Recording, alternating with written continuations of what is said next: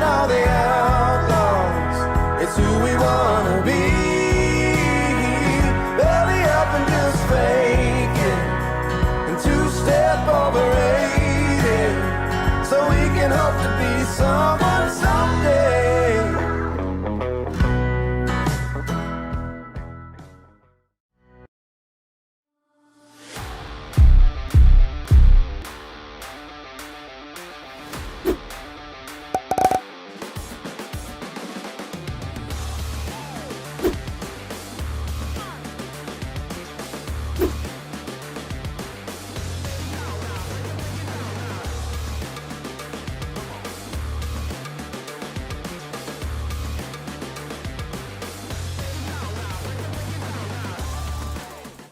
Hey Pieper Nation, I'm Dr. Daniel San Martin, your neighborhood board-certified orthodontist.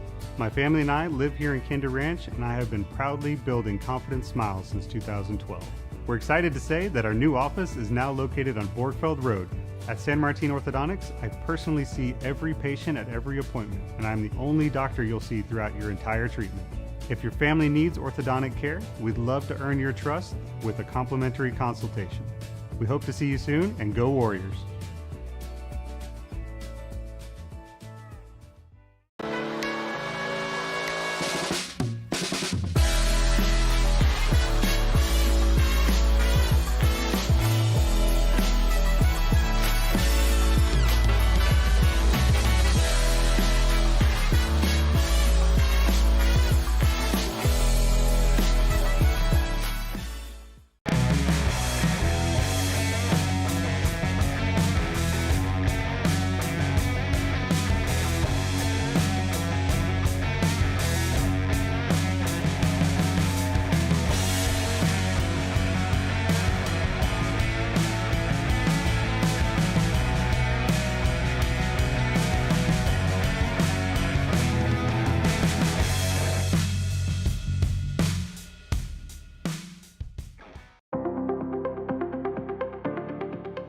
Hi, my name is Tammy Williams. I'm the principal at Rebecca Creek Elementary, and I'm excited to share with you guys the new Raptor visitor check-in system that we used this last year, and everybody gets to try it coming this fall. So our visitors that came to Rebecca Creek had the option of checking in at the front kiosk that was in our vestibule and our foyer. Yours might be in a different spot.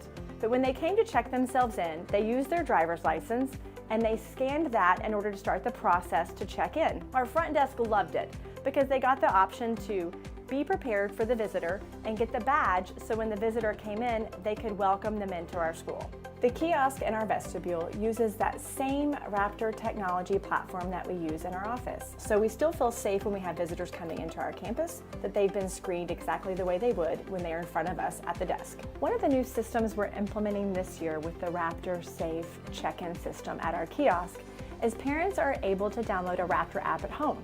At home, you can scan your identification into the app to make it easier for your check-in. It's a much easier process, and we're really excited to get that rolling out this year. Visitors have the option to use the Raptor Safe app when they check into the kiosk, or they can use their identification card. You have the choice.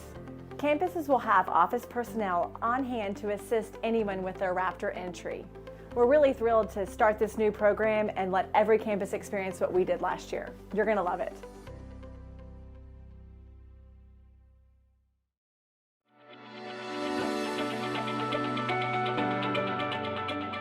My name is Nicole Gonzalez, and I am the proud principal of Mayfair Elementary. We are so excited to open up our doors next month and to welcome all of our mountain lions. As you can see, I am standing in the beautiful library of Mayfair Elementary, which will be the heart of our school. The building is progressing beautifully. The classrooms are coming along. There's so much room for collaboration, innovation, and engagement within our building. So many details have been put into the architecture of the building, including all of the blue hues and waterways that New Braunfels naturally brings. We are so excited to see all of our mountain lions next month on the first day of school on August 19th. We cannot wait to see students fill our hallways and our classrooms with joy and excitement for learning and for building that mountain lion school pride.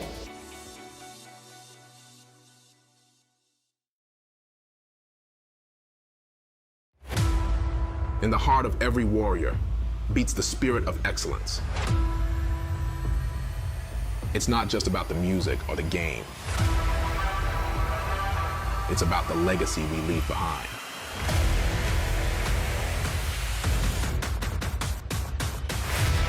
Excellence isn't given. It's earned through leadership. We lead by example, with grit, pushing ourselves to the edge and beyond. Every note played, every step taken is a testament to our strength. We are a team, bound by the same drive, the same passion, to build an empire of warriors, forged by those who dare to rise above the rest.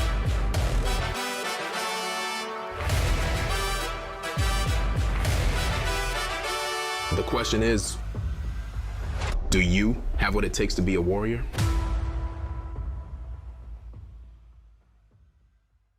How they ever gonna find us? Shipwreck on the mountain, rubbernecking all the outlaws. It's who we wanna be.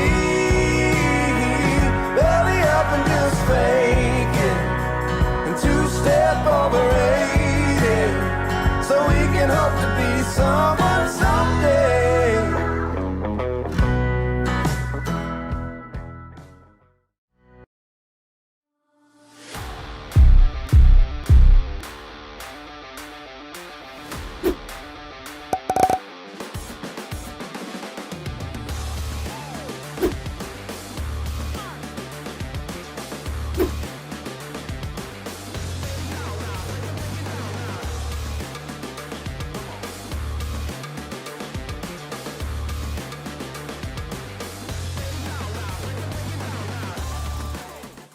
Hey Pieper Nation, I'm Dr. Daniel San Martin, your neighborhood board-certified orthodontist.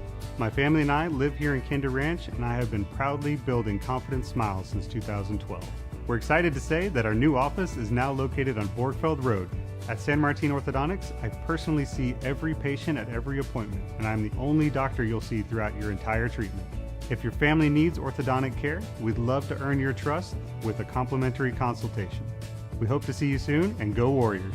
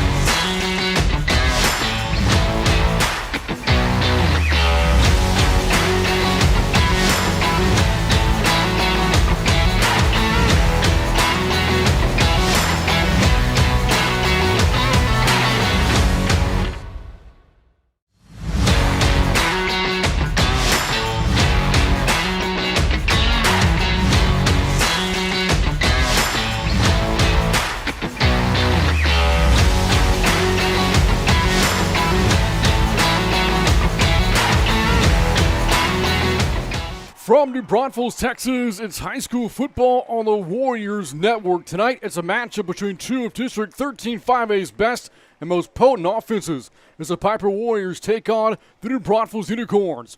From Unicorn Stadium, Brant Freeman alongside Noah Tor. Fireworks on the menu tonight. Both teams can really light up the scoreboard, and it should make for a great, entertaining game of 13 5A football. We are in for potential basketball score territory tonight. It might not be Division I NCAA basketball score territory, but it is a high-scoring game between the prolific offenses. The run game for the New Braunfels Unicorns, through the air for the Pieper Warriors, and both of these defenses have a tall task against these wild offenses on either side. We'll take a look at the comparison between these two teams. The Warriors come in with a record of 3-3, 2-1, more importantly, in 13 5A play, good for third place. New Braunfels unbeaten on the year, 6-0, and tied with Smithson Valley for first place in the district standings. Both teams coming off of wins last week. And you go back to a year ago, and the Warriors won this game back home at Pieper High School by 2 touchdowns. New Braunfels looking for payback tonight. The Warriors won the toss, electing to defer. So with that, we'll see New Braunfels' offense on the field first, a unit putting up more than 37 points per game. Lining the ball up here for the Warriors is Logan Lopez to get us going. And this critical district matchup is underway. And that is fielded kind of falling backwards by the return man in the end zone for a touchback.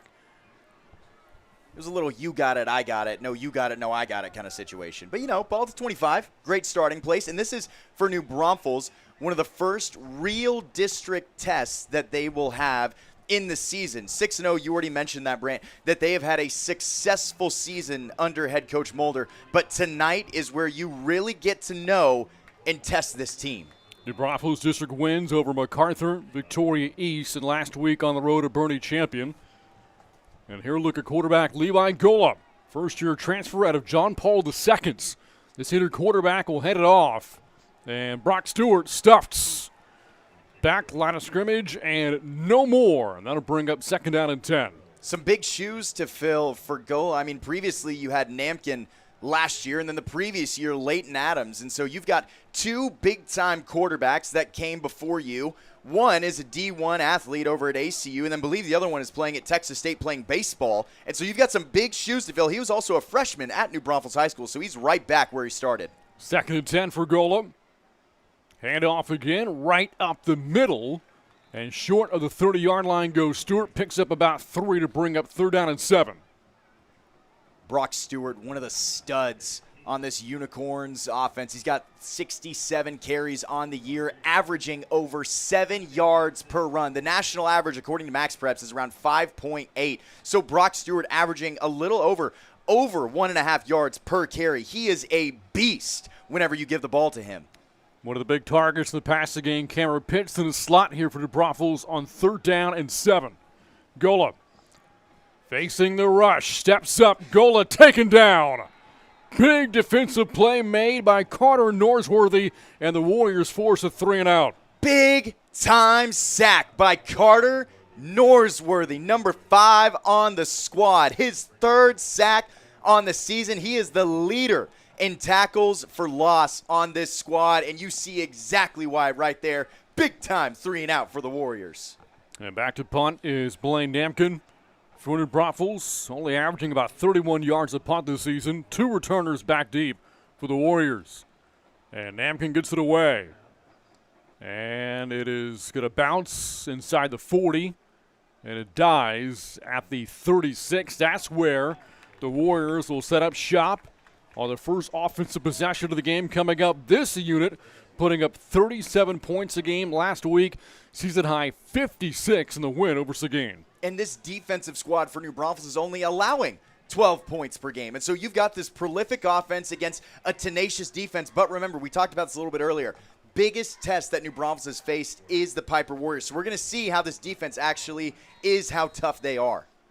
The quarterback Chase Lyons threw for more than 300 yards last week against the Matadors. That pass tipped up in the air, and it is nearly picked.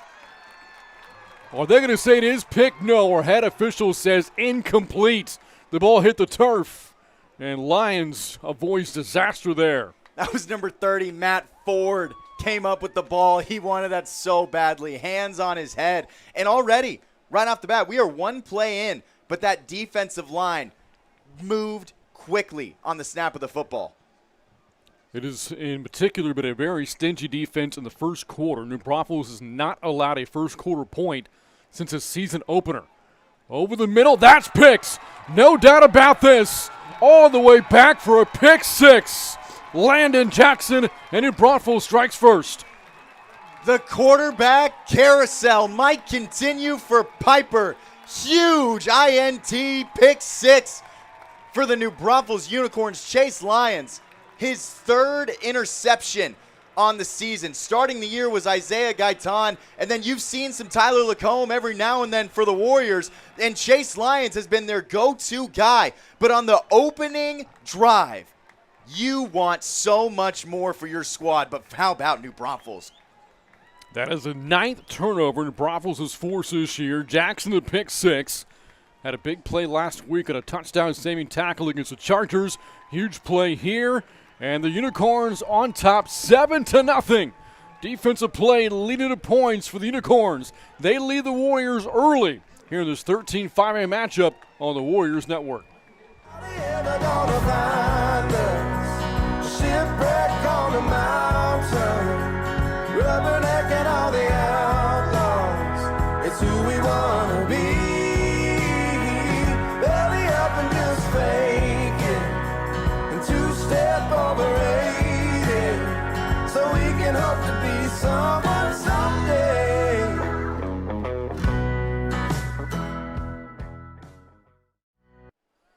Chase Lyons throwing his third interception of the season, the only other team to pick him off this year. Smithson Valley threw 2 picks against the Rangers and just threw a pick six against New Braunfels on his second pass attempt of the game. This after his first pass attempt was nearly picked off. And Lions so far this season has had a great track record of taking care of the football, but Smithson Valley, great defense. New Braunfels, great defense. Going to see how he responds on the second drive.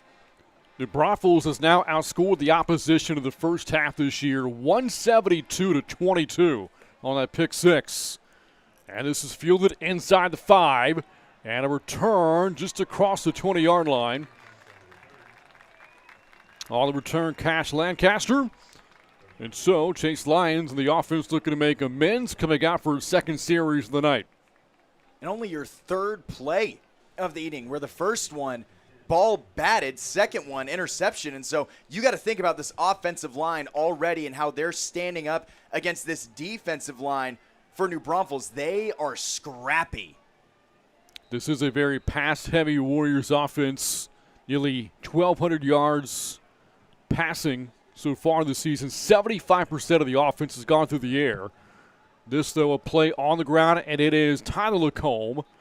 And he's lassoed down to the 25 after a short gain, brings up second down and 8. And Gaitan is in the game. This is the earliest that we've seen Gaitan enter a game already in the first quarter. Remember, he was the starting quarterback for the Warriors at the beginning of the season. Not entirely sure what happened. Potential injury was wrestling through is what the coaching staff said. But now coming in to replace Chase Lyons, you can see this coaching staff wants Gaitan in this football game. The first 3 weeks of the year, the Warriors had 3 different starting quarterbacks.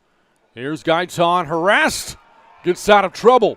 Gaitan on the run, and he's running out of bounds. Short of the 30-yard line. That'll bring up third down for the Warriors. And you can see exactly why Gaitan was one of the players to watch, specifically one of the quarterbacks to watch, not only in the state of Texas, but specifically in the San Antonio area, where defenders just crashed over the top of him. He was able to move off to his left, gain a couple of yards, but he ran more than just those 2 yards that he gained showed. But that defensive line of New Braunfels, we're going to be talking about that all night. Third down and 8, Gaitan heaving it deep. He's got a man in stride. Lancaster, the catch, and he's gone. 75 yards for the touchdown. Talk about a completely different 2-play sequence on the opening drive. Pass batted, pick six for New Braunfels. And then on the opposing side, those first 2 plays not great, but the third beauty, 75 yards from Gaitan to the man, Cash Lancaster. How about Isaiah Gaitan? His last 3 passes have all gone for touchdowns. Threw 2 fourth-quarter touchdowns last week against Seguin. His first pass of the night tonight, 75-yard house call for Lancaster, who reels in his 7th touchdown catch of the year.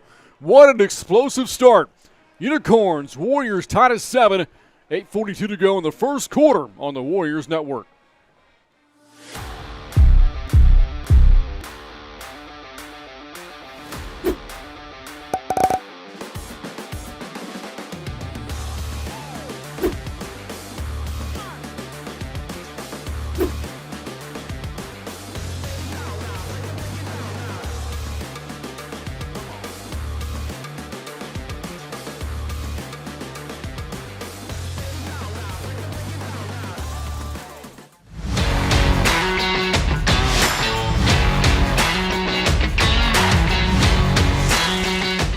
Cash Lancaster living up to his name as of late. He's been on fire over the past 2 weeks.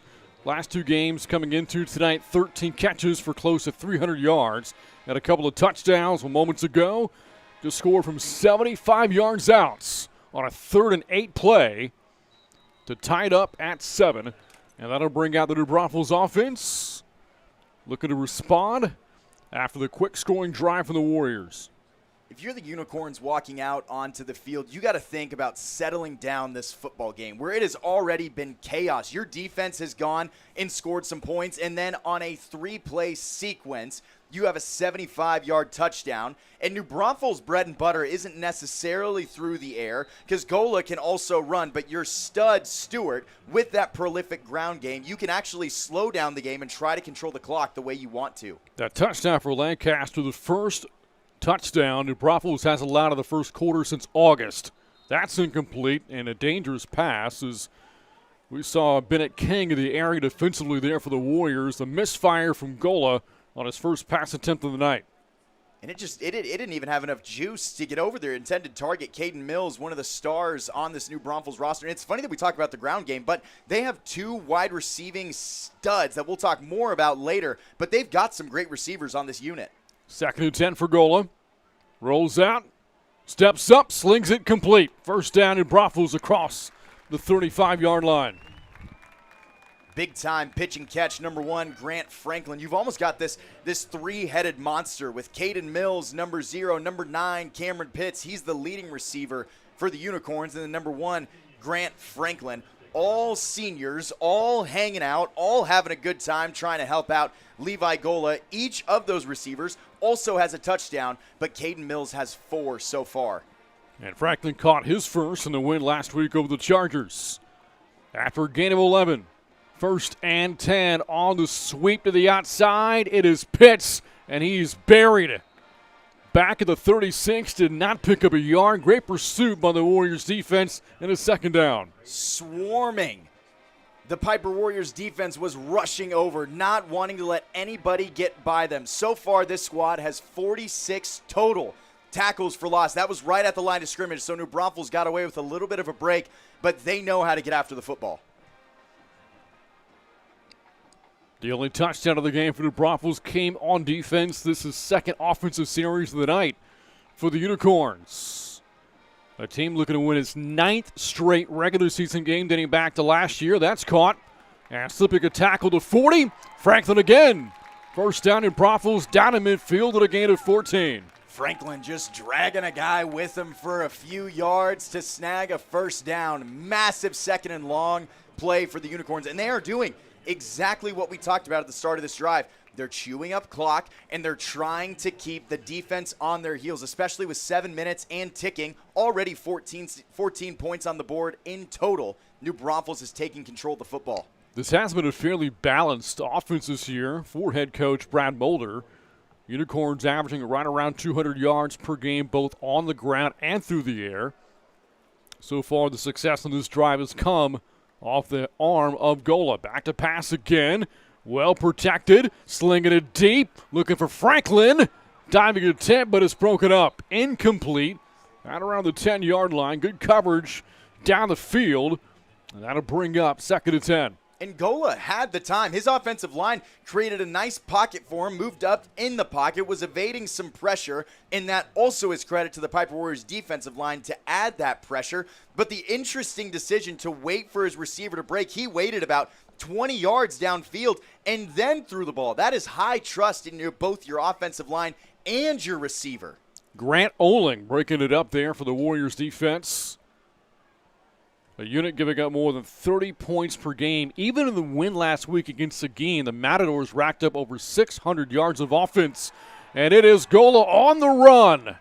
And brought down to the 40, picks up 10 and a first down for the Unicorns. And maybe an assist on the tackle from Caden Mills. He started running back towards his quarterback, then realized exactly where Gola was. Maybe just tapped him with his shoulder. We don't want to deep dive too much into that, but Caden Mills, maybe an assist for the Warriors. That official marks first down for the Unicorns halfway through this opening quarter. The Braunfels, one of two remaining unbeatens in 13-5A. The only other one, the reigning state champion, Smithson Valley Rangers. Those two will meet next week at Ranger Stadium. On first down, not a whole lot there for Stewart, who has been bottled up to start this game. Gain of a yard brings up 2nd and 9. And talk about a tone setter of a game going into Smithson Valley next week. You don't want to look too far ahead, but where you play probably the other lock of a playoff contender in this district. So then you know, okay, if we can handle Pieper, then we can for sure go in and handle Smithson Valley, because Smithson Valley took care of business against Pieper, and they look like they are going to continue rolling this year. After losing their season opener, the Rangers have since won 5 in a row.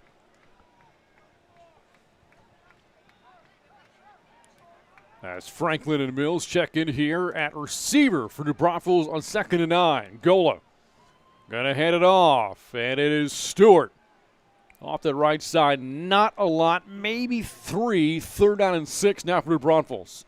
And this is potential go-for-it territory if you don't get it. But when you have 3rd and 6 on the field so far, the run game has been bottled up and stopped. You can tell that that's part of the game plan for the Pieper defense. So now you got to think about, okay, we've had success in the mid-game range in the passing game. So then you got to consider, okay, how are we going to take care of business on 3rd and 6 through the air? The Braunfels for the year converting 50% of the time on 3rd down. Motion. It is Gola on the keeper, and he's got the first and then some. Gola to the outside. Down the sidelines and inside the 10. And in Braunfels knocking at the doorstep of more points. And Gola's got some wheels. Forget about this guy talking about mid-game passing. Just forget about it. 46 yards per game on the ground from Gola, and he makes up almost half of that right there with the first down for the Unicorns. Gain of 28 for Gola, who was a first-team All-District quarterback last year, John Paul II. First year at New Braunfels, it is a delay handoff. Stewart looking for a cutback lane off the right side to the goal line, and New Braunfels retakes the lead. Just pushing and pushing and pushing the pile until there was no more room on the field because he reached the end zone. That is how you play team football. Huge, huge touchdown for New Braunfels, and they continue just adding on to that score total that they have where they outscore their opponents in the first quarter. Point after is up, and it is good for Josh Hinton. And New Braunfels back on top 14-7 after a long scoring drive engineered by Levi Gola. 4:17 to go in the first. New Braunfels back on top by touchdown here on the Warriors Network. Hey Pieper Nation, I'm Dr. Daniel San Martin, your neighborhood board-certified orthodontist. My family and I live here in Kinder Ranch, and I have been proudly building confident smiles since 2012. We're excited to say that our new office is now located on Borgfeld Road. At San Martin Orthodontics, I personally see every patient at every appointment, and I'm the only doctor you'll see throughout your entire treatment. If your family needs orthodontic care, we'd love to earn your trust with a complimentary consultation. We hope to see you soon, and go Warriors!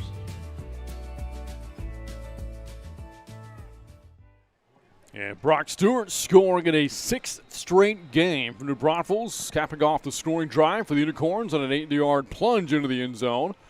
And with that, New Braunfels back on top by a touchdown, 14-7. And what has been an entertaining first quarter. And here's the kick from Hinton. And Lancaster to take it out from the goal line. Across the 15, Lancaster, explosive player, across the 40. And the Warriors will start just short of midfield, but there is a penalty marker that came flying in near the end of that return from Lancaster. Got to wonder if that's a hold. Always the concern or block in the back off of a massive return. And this is coming back.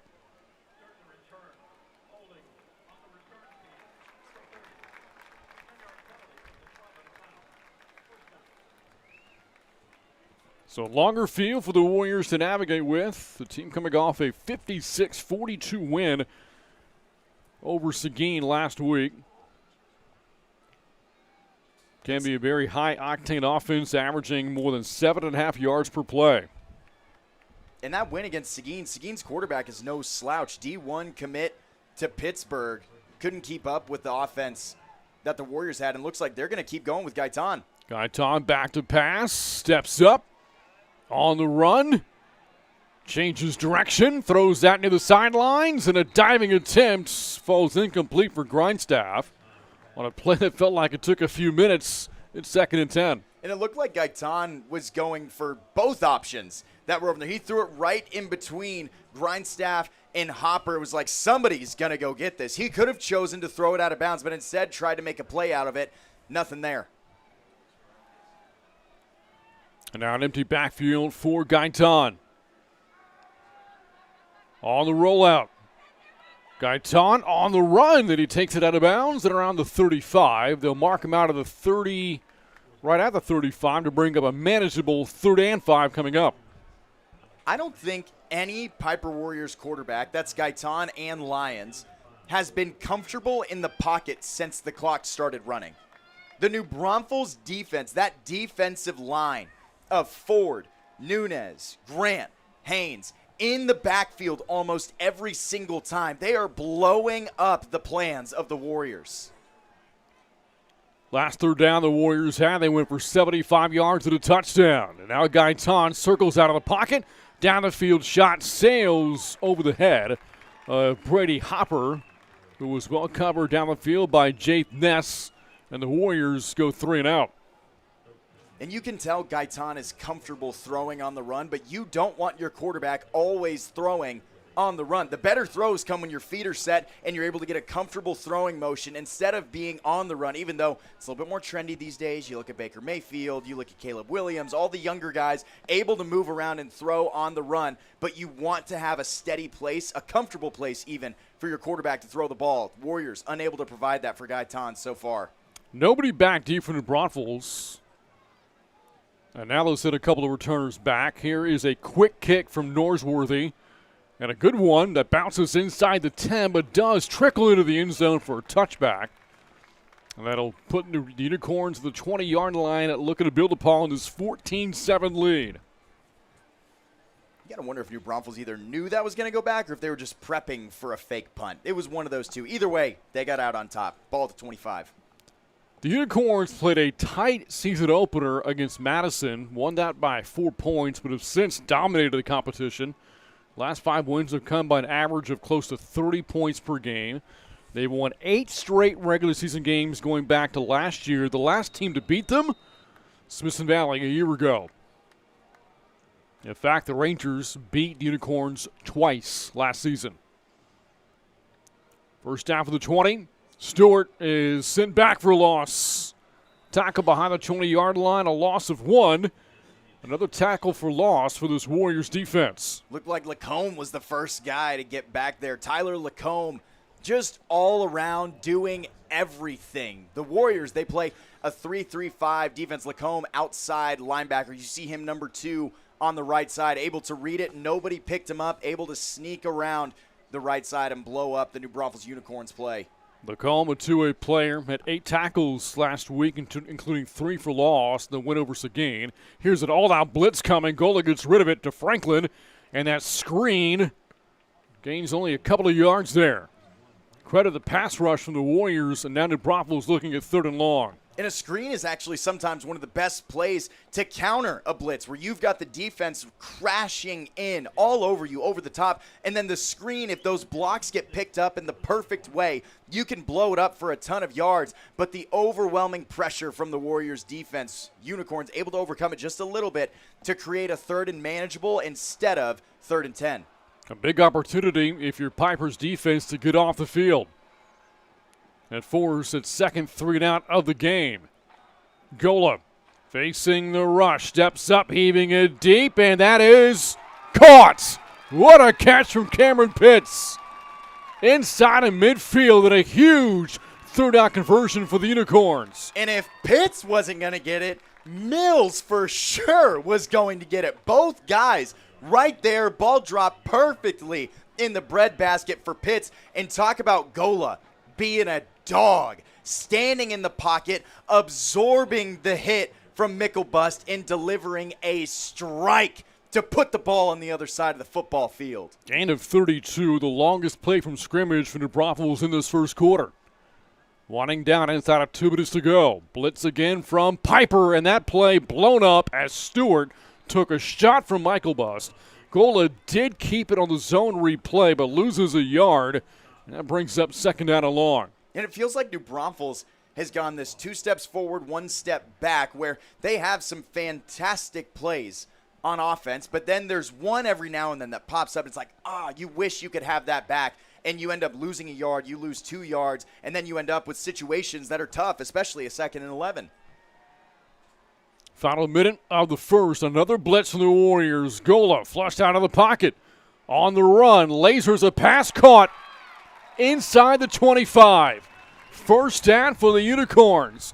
And it is Caden Mills on his first catch of the night. And the Unicorns taking advantage of that soft coverage right around that 15-yard range, where you have got some great mid to long range throws that they have delivered on, but there are some yellow decorations on the football field. That's right. Penalty marker might wipe this play away. Illegal receiver down the field takes a huge play off the board for the Unicorns.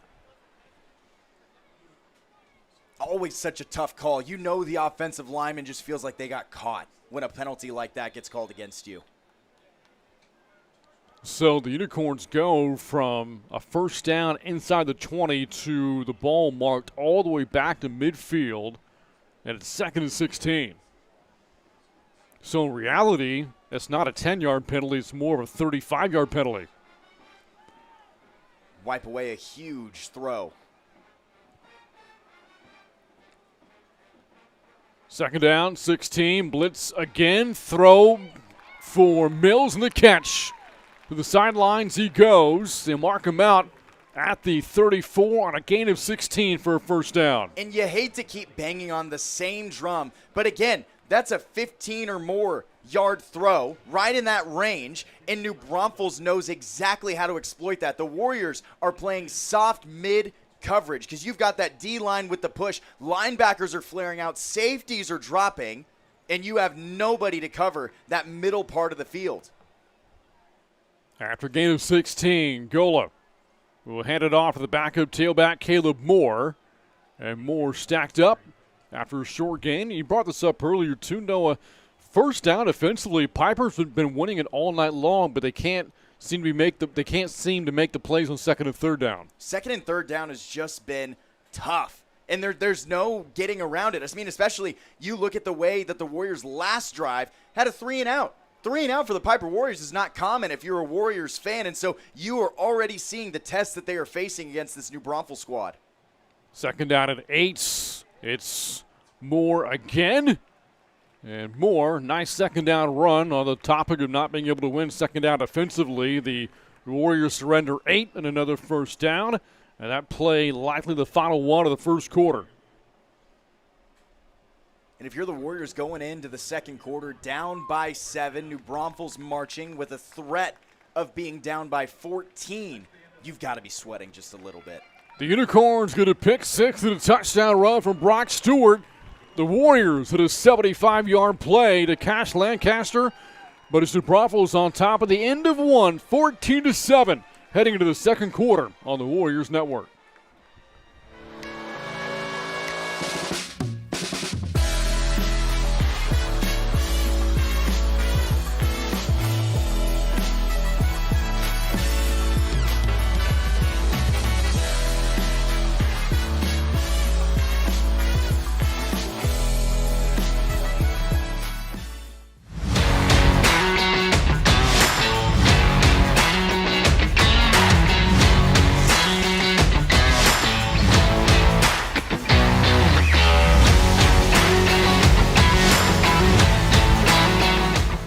one of the most unique high school mascots you'll find, not just in the state of Texas, but in the country, the unicorn.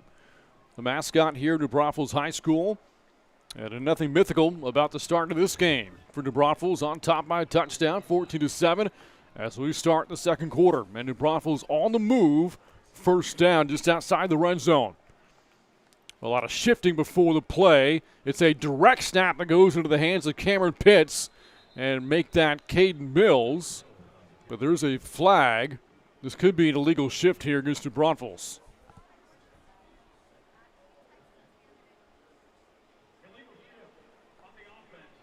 Put Brent Freeman on the football field. Well, they had two players in motion. Neither one got set when the ball was snapped. Easy call there for the crew to make, and that makes it 1st and 15. Second penalty on the drive against New Braunfels. You were 2 for 2 so far. You said nothing mythical about the score, and you called the illegal shift. We're doing. He's on fire. All right.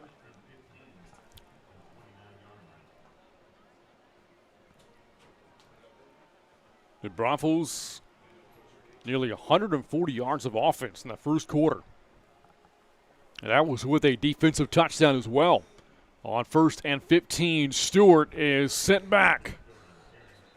Leighton Springer, the leading tackler of this Warriors defense, close to 60 on the year, about 10 per game, with the tackle for no gain, and it's 2nd down and 15. Recently got an offer from Texas State to go play some football about 30, 40 minutes up the road, and you can see exactly why. He's got 3 tackles for loss. You might as well chalk it up to almost 4, even though the ball's right at the line of scrimmage. He's got a couple sacks this year, and he's averaging 11 tackles per game. He is not a scrub. 2nd and 15 for Gola and New Braunfels. Off the play fake. Protection breaks down, and down he goes. Wrapped up for a loss. Back at the 30-yard line, it's Michael Bust. And now New Braunfels staring at 3rd and long. He was trying to hit Grant Franklin on a post across the middle of the field. And again, you saw some success last time he tried to wait for a play to develop, where his offensive line was able to hold off the defensive line of Pieper for just a little bit, able to hold off specifically Michael Bust, but not this time. Thor Michael Bust, the Air Force commit, shut down his recruitment. He's going to play football at Air Force, and you can see exactly why. 2 sacks on the season, make it 3. Now 3rd down and 17 for New Braunfels. Here's the rush, and a screen is set up, bobbled by Stewart with the catch, and Stewart's all the way down to the 14-yard line, and he might have enough for the 1st down. That looked like a generous spot. I thought it might have been just a little short of the 1st down marker, but I'm not wearing black and white, and so they know what they're talking about. 1st and 10 for New Braunfels off a massive pickup from your offensive stud, Brock Stewart. Well, and deflating moment there, too. If you're the Warriors defensively, you have New Braunfels pinned back in 3rd and 16 and unable to get off the field. And the drive continues for the Unicorns. A unit that's put up over 40 points 3 times this year. It's the keeper for Gola and wrapped up. On the tackle, it's Northworthy for the Warriors, and now 2nd and 9. And it's funny looking at Brock Stewart because he is not necessarily physically imposing. Like, you look at him out on the football field, you're like, okay, he might be a decent runner, but he is surprisingly, not even surprisingly, but physically the best runner in the district. 2nd down and 9. Pieper going to bring a 4-man rush, toss to the end zone, and a leaping attempt falls incomplete towards the out-of-bounds marker. It was Caden Mills, the intended receiver, and now 3rd and 9. Gola showing us that he's not afraid of double coverage, and it might be worth considering throwing it into double coverage, but he's done that multiple times. It's worked out once over the middle when he hit Cameron Pitts across the 50 earlier in this drive in the 1st quarter, but he's not afraid to throw the ball into double coverage. Another chance for the Warriors to get off the field on 3rd down. 3rd and 9. Caleb Moore in the backfield this time in the place of Stewart. Here's the blitz.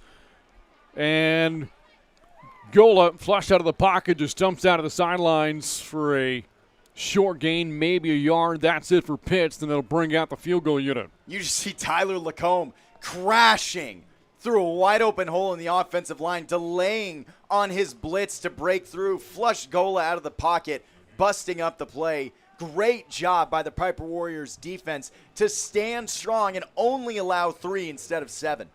Well, here's Josh Hinton, who hit 2 fourth-quarter field goals last week. This one from 30 yards out. And that kick has the distance, but it clanks off the upright and it's no good. And this remains a one-score game. Wow. Just a doink off the right side of the upright. You don't see that every day, and that is one of the most deflating feelings when your offense drives you down and special teams just can't quite get it done, and there is momentum on the Warriors' side of this game. So a long drive for the Braunfels does not yield points. Big break there for the Warriors. Guy Todd has been the quarterback since the second series of the game for the Warriors. We'll hand it off here, and Hopper, who hasn't had many opportunities in this game. In fact, that is first carry tonight. Back at the line of scrimmage at 2nd and 10. Brady Hopper, the starting running back, gets majority of the attention in the run game. He's got 4 touchdowns on the year, averaging just under 6 yards a carry. Over 1,600 yards rushing in his career, 27 rushing touchdowns as a Warrior. But again, this has been a far more pass-heavy offense this year. That said, it's Hopper on 2nd down. And this time, we'll pick up about 6, and the Warriors looking at 3rd and 4. And he got about 5 yards after contact. He got touched right near the line of scrimmage, and then the extra push from all your guys to push it up and make it a 3rd and short. So now you have the option to either run the ball again or switch to pass, but you keep the defense on their heels. 3rd and 4 for Gaitan off the play fake. Here comes the rush, flushed out of the pocket, throws that, and he's got a receiver. Grindstaff it is off his hands and incomplete.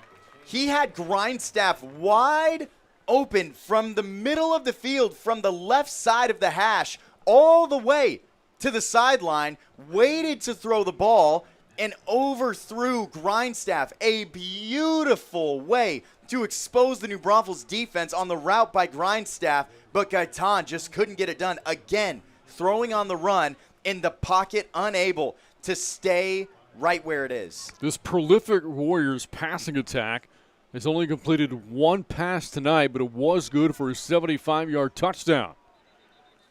Norsworthy out to punt, but before that, timeout called by the Warriors and head coach Nick Rogers. In his 4th season as Warriors head coach, impressive resume, record of 28-14. The first year of Warriors football at the varsity level, Pieper going 2-8 under his watch. The 2 years after that, a combined record of 23-3, going to the region finals in their 2nd ever varsity season. The past 2 years, this Warriors team did not lose a single district game. They were so impressive last year. As you hear, 6-7 in the mic. But you know what? We're in New Braunfels territory, and I feel like we can say this. They won more than 6 or 7 games. They were wildly impressive last year, and they're trying to continue that run coming into this year. And you have an impressive offense, especially when Gaitan is back in there. That is a new breath of life. You can see the flashes. Coaching staff is going to want to coach more towards consistency for Gaitan. Almost watch him in the second half. He's going to be a different quarterback. Norsworthy out a punt from the 11. Rugby-style punt gets it away. And there's a flag. One of the New Braunfels players ran into Norsworthy after he got the ball off, and this will extend the possession for Pieper. Crazy. It looked like Norsworthy potentially baited some of that contact from the Unicorns. You can hear some of the boos from the fans. They don't like it, but contact is contact. You can't touch the punter while he's kicking.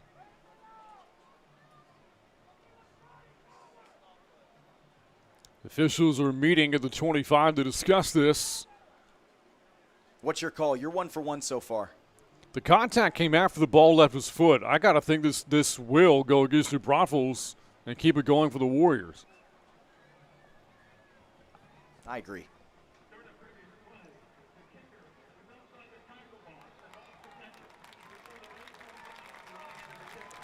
All right, so great explanation there from a head official. While the contact was made after the kick, that rugby style, which has become so popular now, does take kickers outside the tackle box, the pocket, so to speak, and then contact is legal after the ball leaves the foot of the punter.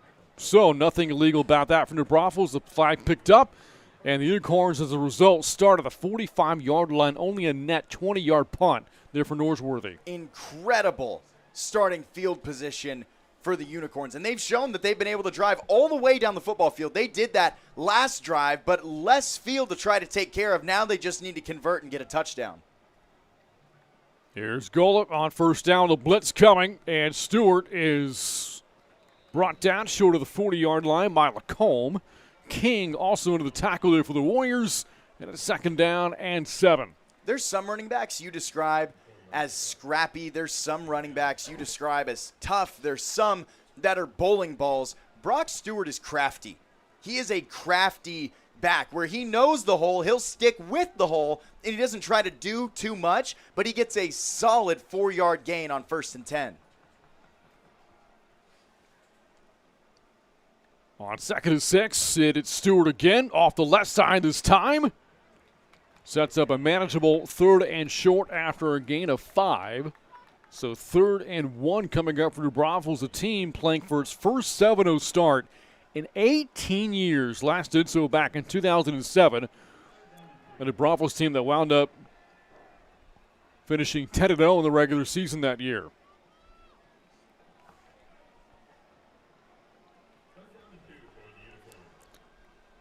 They'll call it 3rd and 2. Warriors showing another blitz. They're going to bring it. Gola on the keeper to the line of scrimmage. Fights for the first down right at the 35-yard line. Angola with a Tyler Lacombe type carry. Lacombe's got 4 touchdowns on the year, all of those coming from punch-it-in situations. Angola also has 50 carries on the year coming into this game, had 278 yards in total. He can pound the rock through the air, on the ground. You talked about it pregame. This is a balanced New Braunfels offense. Gola led the Unicorns in rushing last week against the Chargers, almost 100 yards on the ground in that road win over Bernie Champion. The most New Braunfels has been tested in district play this year. First down and 10.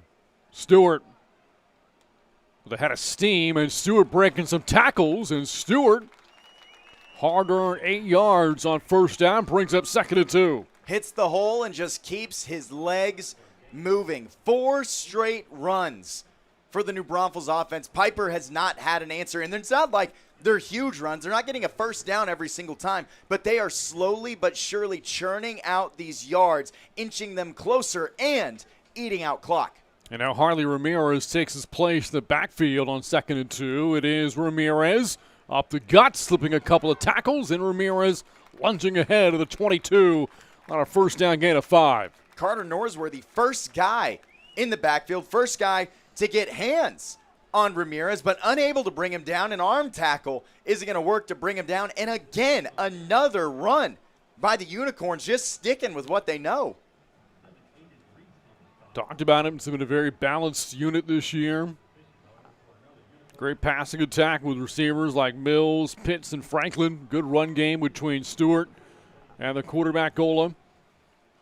After the last ground pickup by Ramirez, first down with the 22. Blitz from the Warriors. It is Ramirez off the left side. Ramirez inside the 10. All the way down to the 5-yard line. Picks up 17. A little bit of highlight tape.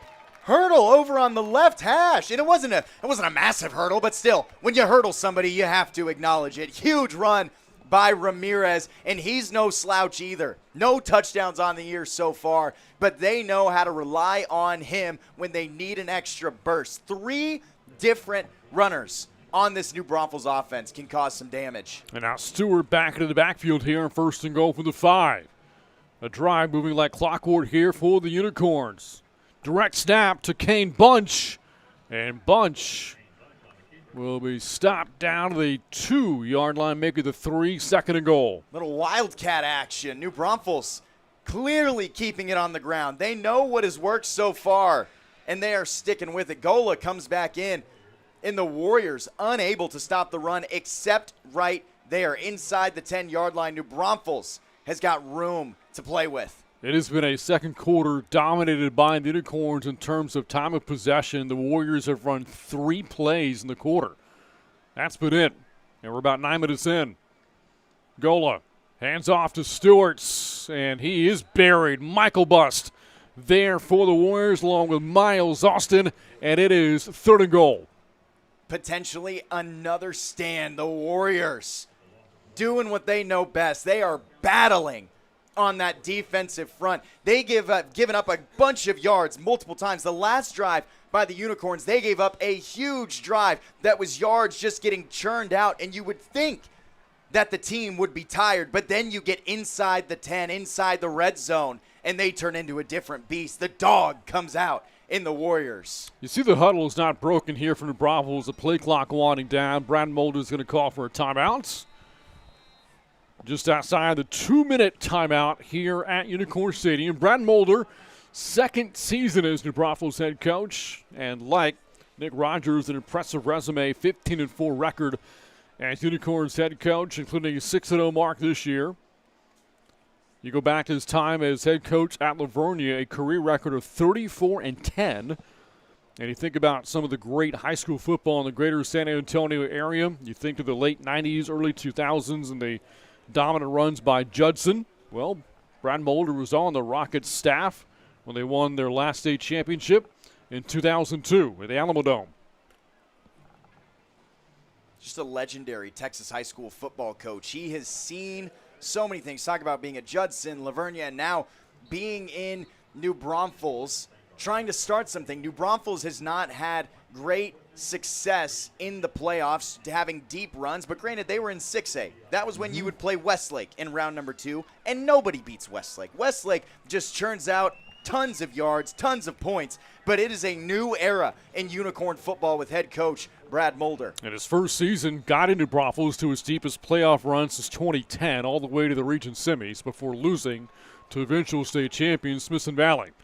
3rd and goal for the 4. Gola hands it off, and Ramirez stuck. Make that Caleb Moore wrapped up. He'll lose yardage back to the 7-yard line, and it brings up 4th down. Lacombe just doing Tyler Lacombe stuff, blowing it up in the backfield, and not once but twice the Warriors have had a red zone stand. You just show up inside the 20 and force a field goal. Big time stuff from the Warriors defense. And that brings up the 2-minute timeout. 2 minutes to go in the first half. New Braunfels 14, Pieper 7 on the Warriors Network. How they ever gonna find us? Shipwreck on the mountain, rubbernecking all the outlaws. It's who we wanna be. Belly up and just fake it, and 2-step overrated, so we can hope to be someone someday.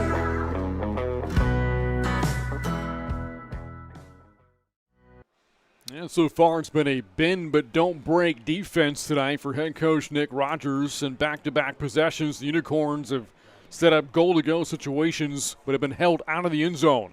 The last field goal try hit the upright from Josh Hinton. And now New Braunfels will attempt from 24 yards out for a 2-possession lead. But before the snap, flags fly, whistles blow. And they're going to back the Unicorns up here.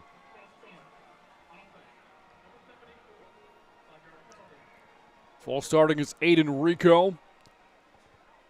So it goes from a 24-yard attempt now to 29 here for Hinton.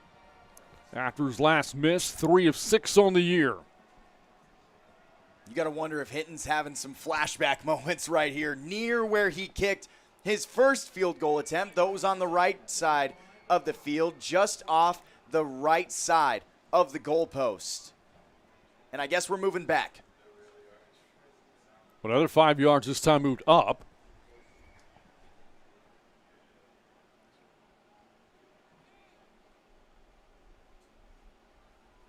And back to the last spot here for Hinton. The attempt from 24 yards away.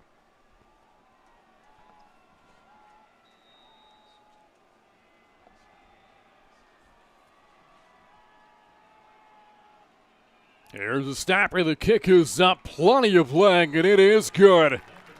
The Braunfels this time comes away with points. First half winding down, and the Braunfels leads Pieper 17-7. Big second quarter possession late in the half coming up for the Warriors after this on the Warriors Network.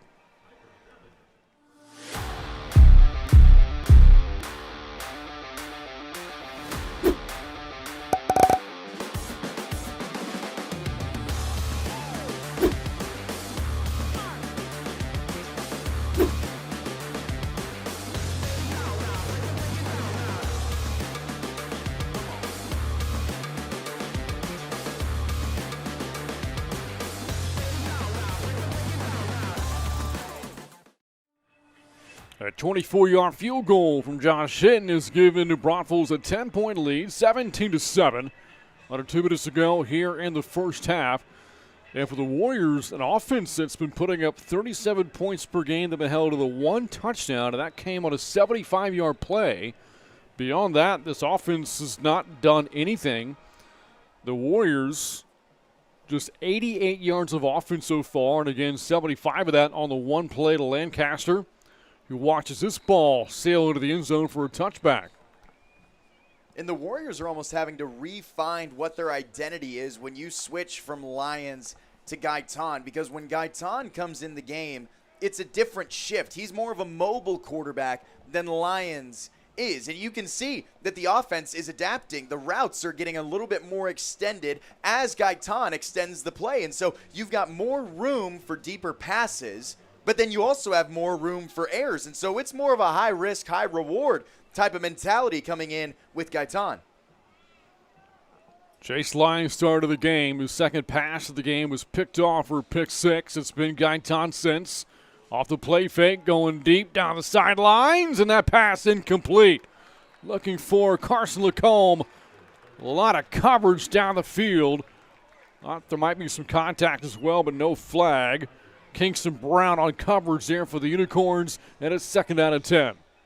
Great coverage by Brown, but not only that, I think I was more impressed by the ball by Gaitan. That was a pretty football. Underthrown just a touch. If you throw him and you lead your guy Lacombe just a little bit more, you might have a big play. 2nd and 10, Gaitan steps up, throws complete, and out of bounds goes Grindstaff, his first catch of the game, and it's good for 9, 3rd and 1. And that might be one of the first times that we've seen the Warriors complete a short yardage pass. That's just under 10 yards. That might be one of the first few times that we've seen that, because Gaitan has been gunning for deep every single time since he's come in.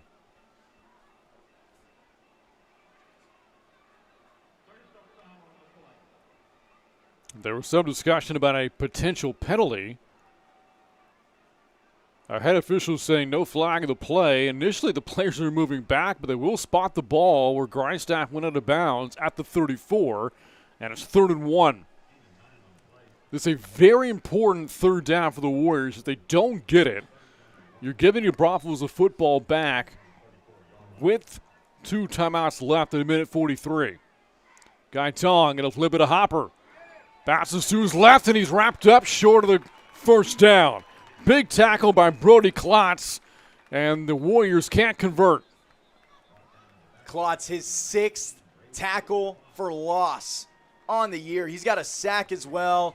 Great at getting into the backfield in a slow developing play for the Warriors. Obliterated by the Unicorns, and they're about to get this football back. When the Braunfels has been so stingy since district play began defensively, they've given up a grand total, including tonight, of 34 points in 3.5 games, and only 4 touchdowns surrendered. And again, beyond the one explosive the Warriors got, the Braunfels has not given Pieper anything. Not an inch. They have been unreal. The Warriors, outside of the one play from Gaitan to Lancaster, that's it. The offense otherwise has not been impressive. They have not been this Warriors offense, if you're a Warriors fan, that you have come to know and love.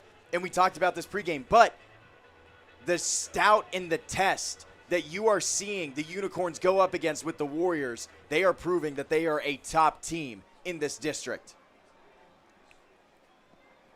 This is 4th down, and there's nobody back deep to take the snap here. It's Hopper.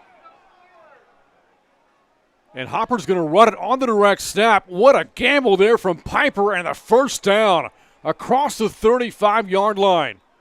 I beg your pardon, Tyler Lacombe was the one that took that direct snap. Hopper was the deep man, but it goes to Lacombe, and the Warriors convert on 4th down. And that's just a big-time play from head coach Nick Rogers. The Stones to call a play where you've got Lacombe down, back in shotgun, Wildcat. You've got some extra blockers out there trying to take care of the perimeter, and you just look at him dead in the eye and say, get me 2. And he got more than 2. Huge play by the Warriors to keep the ball rolling downfield. And keep in mind, too, for Pieper, they will get the football to start the third quarter as well. They can find a way to get points on this drive, 3 or 7, and make it a one-possession game with a chance to tie or take the lead out of the locker rooms in the third quarter. Big conversion there for Tyler Lacombe, who had one of the big plays early in the year for the Warriors, scoring the game-winning touchdown in the opener at Bernie with 2 minutes to go. Gaitan back into the game here, 1st and 10 from the 38s. Off the play fake, Gaitan out of the pocket he goes, flings for the sideline and over the head of Carson Lacombe. And the misfire makes it 2nd and 10. And he had Lancaster on a little flag route on the left side, tried to look on the sideline as he was rolling left, instead then rolled right, and just trying to make something out of nothing. Minute 18 left.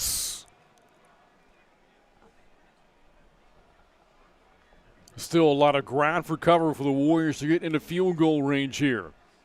Backed up with their own 38. On 2nd down, before the snap, movement up front from the Warriors.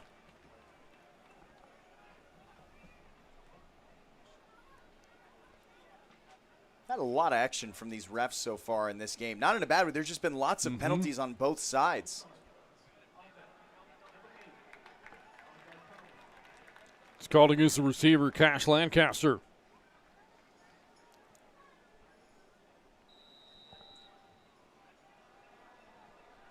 Makes it 2nd and 15. Gaitan harassed, hit as he throws, and that pass is incomplete. Nearly picked off by Rocco DeSanto. The pressure was on, and now the Warriors looking at 3rd and 15. Talk about pounding the rock. That's exactly what Rocco DeSanto just did, getting in the backfield, causing chaos, and that's the second time that we've seen the Unicorns defense do something exactly like that, where they get in the backfield and they get their hands somewhere to interrupt the pass. Huge, huge play. 3rd and 15. Gaitan well protected this time. Now runs out of the pocket. On the run, fires sideline for Lacombe. Did make the catch, but did he make it inbounds? They're going to say no, incomplete, and it's 4th and 15. And I think Gaitan could stay in the pocket just a little bit longer. Or maybe he doesn't need to roll out as much because he has plenty of time to set his feet and throw the football. Instead, you have seen Gaitan over and over and over again throw on the run. I said this a little bit earlier, but expect him to be a little bit of a different quarterback after halftime when the coaches have a conversation with him. And no fake coming up this time, you would think. High snap, reeled in by Norsworthy, falls down, loses the football. Penalties thrown back at the 15-yard line. And that could be massive for the Warriors. Just a poor sequence of events on special teams, and they could get a huge break. I'm not sure what the flag is for.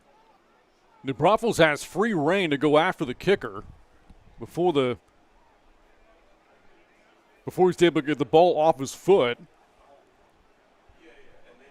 potentially late hit if Norsworthy went down. Could potentially be targeting here as well.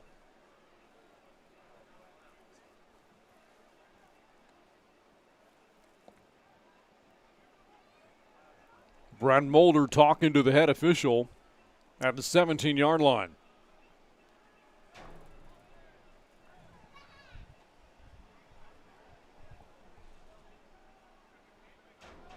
This also could be for a late hit.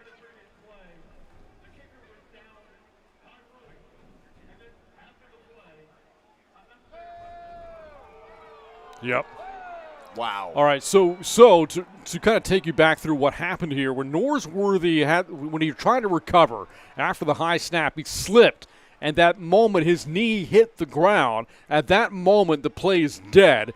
Norsworthy then got drilled by two New Braunfels players, and at that point, you cannot make any contact, hence the personal foul penalty, and the Warriors maintain possession.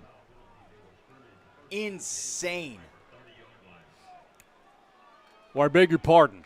So, because Norsworthy was down, that ended the play, which then gives possession to New Braunfels at that point in time. So the 15 yards marked off after possession goes back to the Unicorns. So instead of taking over the 15-yard line, they take over the 30. A lot to clear up there, but that's what happened. New Braunfels does have the football, but now at the Warrior 30-yard line. And if you were confused, that makes sense. There was a lot that happened. Well, here it is again.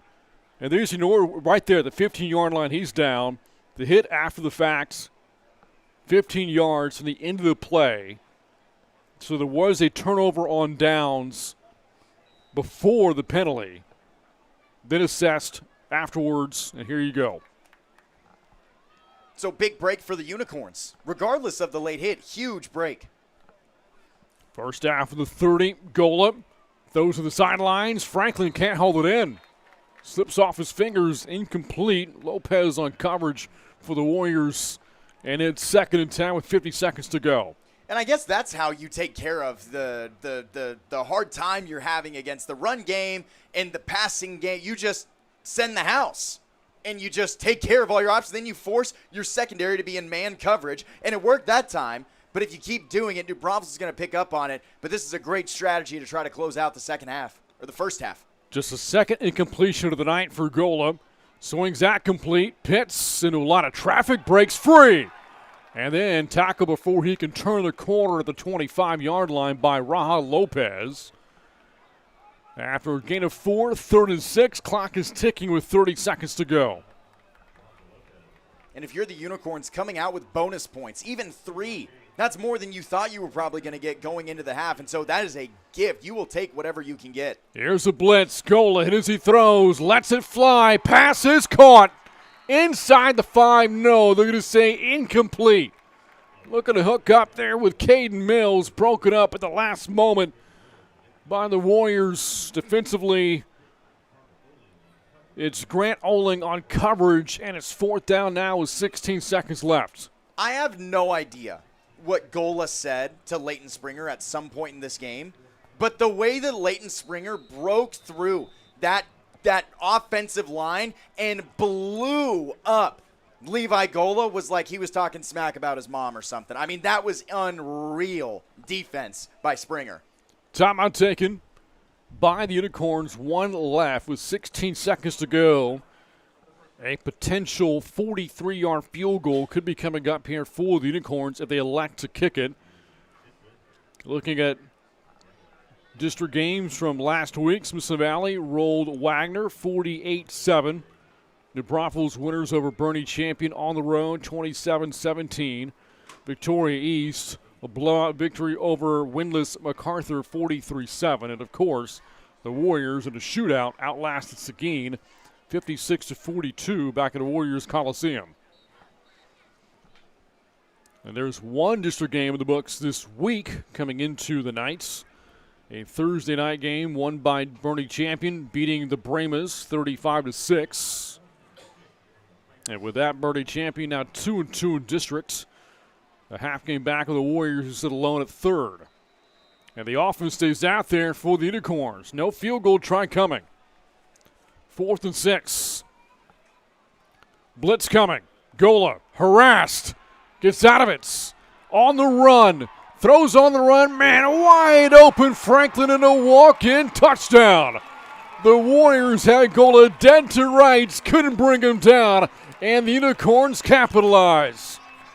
And that is why blitzing doesn't always work, because you send the house and you tell your secondary, hey, I trust you guys. Stay on your man. But as soon as you take your eyes off that man, when you got a quarterback running free, chaos happens and you get a cool touchdown from the Unicorns.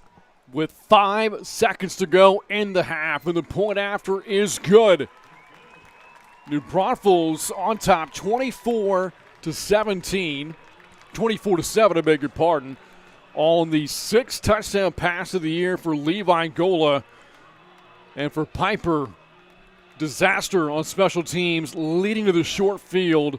And then defensively, a 4th down. Felt like they had Levi Gola a couple of times, couldn't make the play, and the Unicorns able to score again. And you get a 2nd touchdown on the year for Grant Franklin, the senior. You love that for him, but at the same time, the Warriors just broken down on defense, run down. You got to wonder, if that play was inside the 10 and they were able to have more of a goal line stand, would it have been different? But right now they're trying to compensate with their defensive line, with their linebackers, for the lack of ability that their secondary is currently playing with. So far, all 3 phases won by New Braunfels. A defensive score for a touchdown and a pick 6. Taking advantage of a short field on a misplay on special teams. The offense has driven the field a number of times tonight. As a result, the Unicorns have built a 17-point lead as the first half winds down.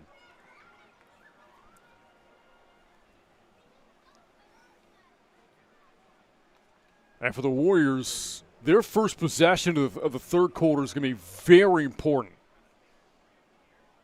And this could be dramatic, but that could be the game. Because if you don't score and the New Braunfels goes down and scores, you have over 20 points that you were trying to compensate for. You have to score a multitude, just a blitzkrieg of touchdowns to keep up with the Unicorns. What a half for the hosts. The unbeaten New Braunfels Unicorns on top of Pieper, 24-7 here at the break from Unicorn Stadium. A lot still coming up here on the Warriors Network, but for now we step aside. New Braunfels on top by 17 points. You're watching 13 5A high school football on the Warriors Network.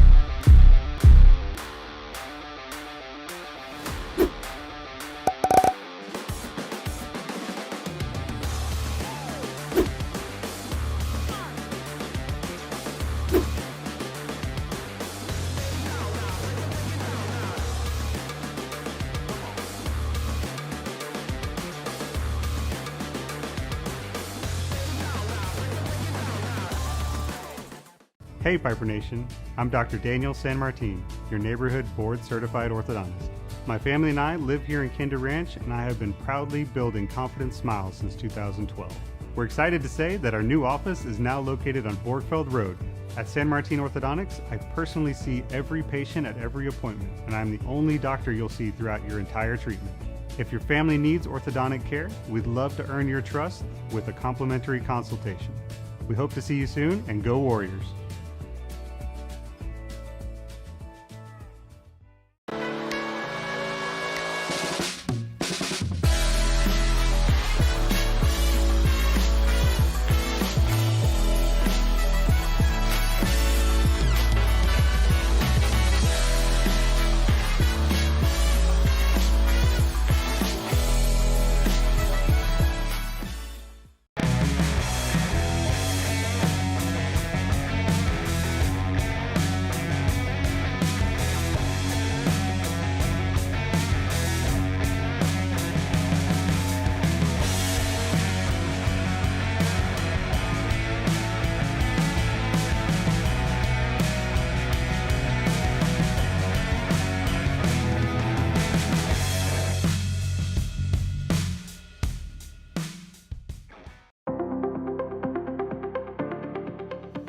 Hi, my name is Tammy Williams. I'm the principal at Rebecca Creek Elementary, and I'm excited to share with you guys the new Raptor visitor check-in system that we used this last year, and everybody gets to try it coming this fall. So our visitors that came to Rebecca Creek had the option of checking in at the front kiosk that was in our vestibule and our foyer. Yours might be in a different spot. But when they came to check themselves in, they used their driver's license and they scanned that in order to start the process to check in. Our front desk loved it because they got the option to be prepared for the visitor and get the badge so when the visitor came in, they could welcome them into our school. The kiosk in our vestibule uses that same Raptor technology platform that we use in our office. So we still feel safe when we have visitors coming into our campus, that they've been screened exactly the way they would when they are in front of us at the desk. One of the new systems we're implementing this year with the Raptor Safe check-in system at our kiosk is parents are able to download a Raptor app at home.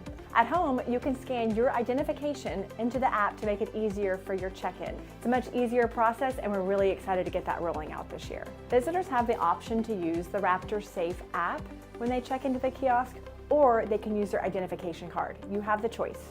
Campuses will have office personnel on hand to assist anyone with their Raptor entry. We're really thrilled to start this new program and let every campus experience what we did last year. You're gonna love it.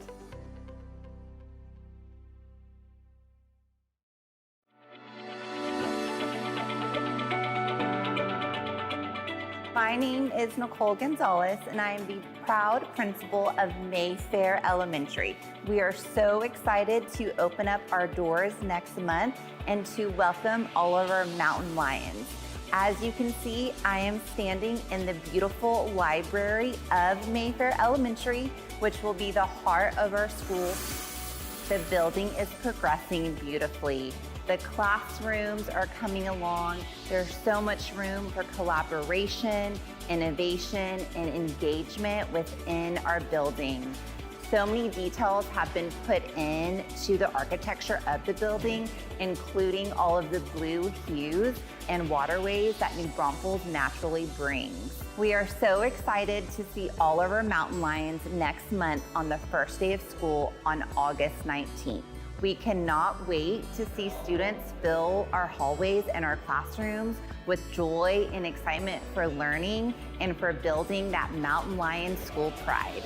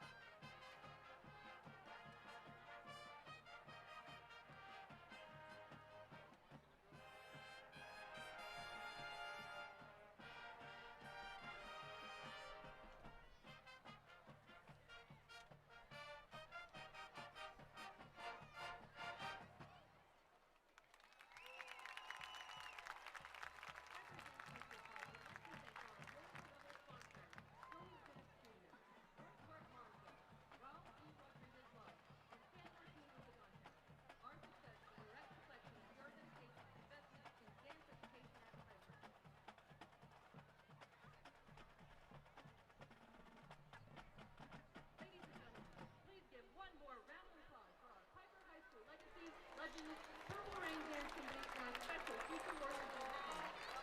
We would also like to recognize our amazing Pieper cheerleaders. Your Pieper varsity cheerleaders are under the direction of Susie Mansfield with assistance from Charlie Bolshaw. Cheerleaders of the week is Bella Adame.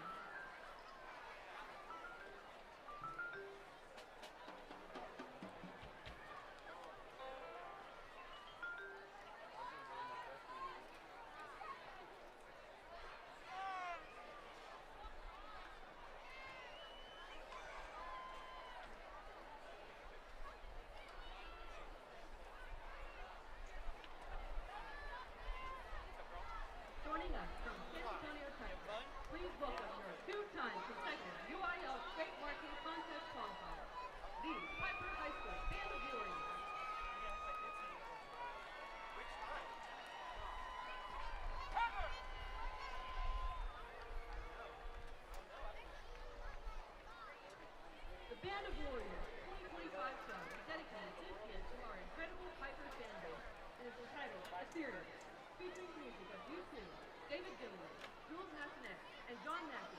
Listen to the sounds of the call from the spiritual realm as the band of warriors takes us to the sides beneath of Sirius.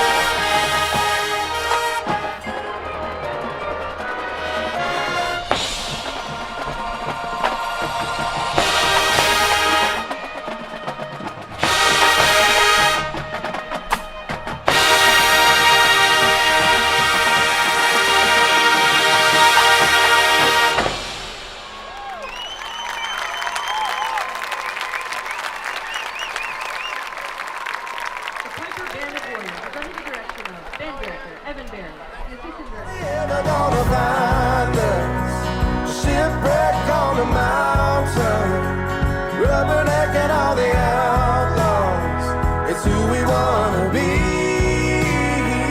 Belly up and just fake it, and two-step over 80, so we can hope to be someone someday.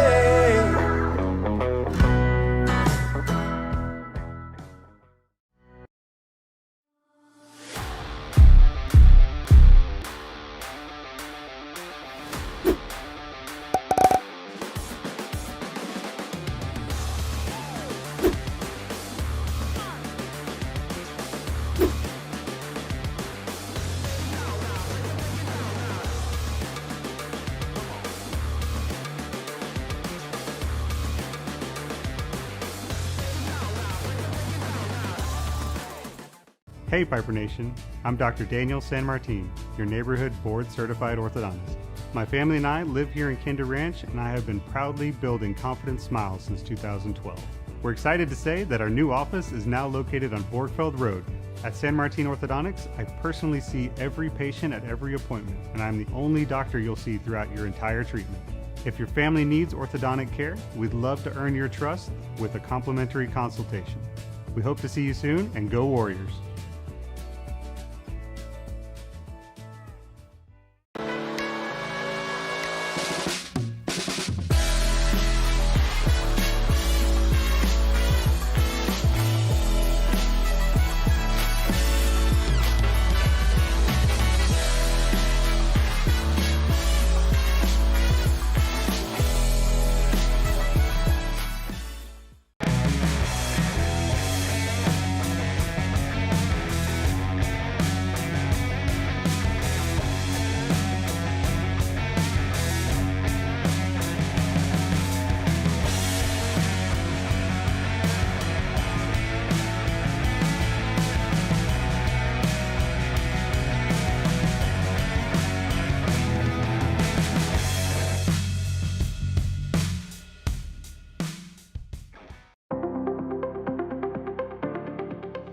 Hi, my name is Tammy Williams. I'm the principal at Rebecca Creek Elementary, and I'm excited to share with you guys the new Raptor visitor check-in system that we used this last year, and everybody gets to try it coming this fall. So our visitors that came to Rebecca Creek had the option of checking in at the front kiosk that was in our vestibule and our foyer. Yours might be in a different spot.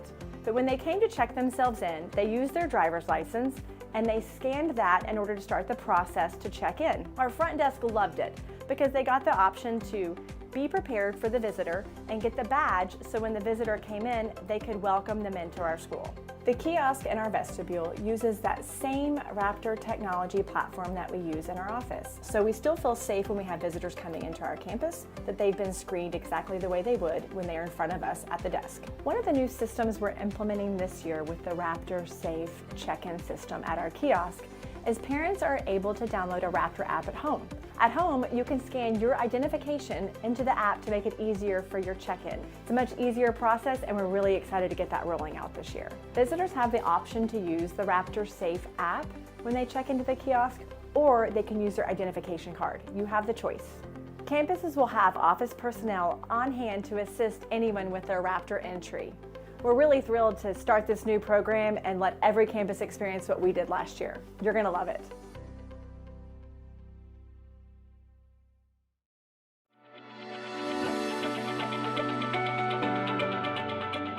My name is Nicole Gonzalez, and I am the proud principal of Mayfair Elementary.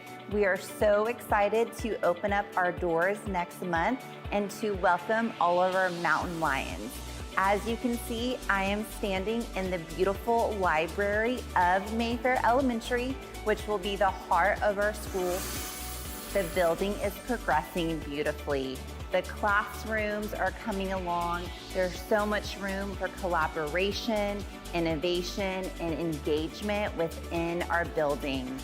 So many details have been put into the architecture of the building, including all of the blue hues and waterways that New Braunfels naturally brings. We are so excited to see all of our mountain lions next month on the first day of school on August 19th. We cannot wait to see students fill our hallways and our classrooms with joy and excitement for learning and for building that mountain lion school pride.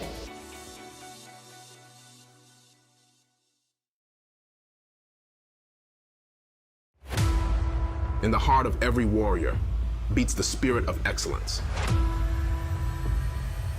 It's not just about the music or the game. It's about the legacy we leave behind.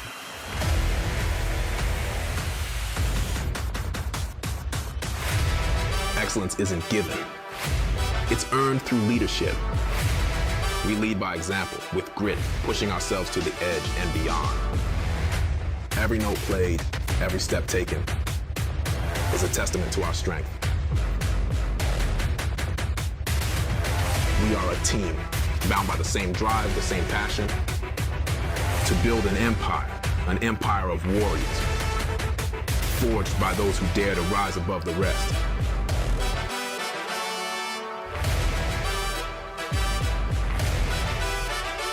The question is, do you have what it takes to be a warrior?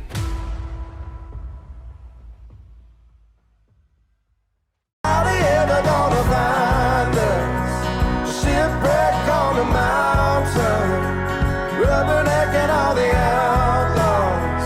It's who we wanna be.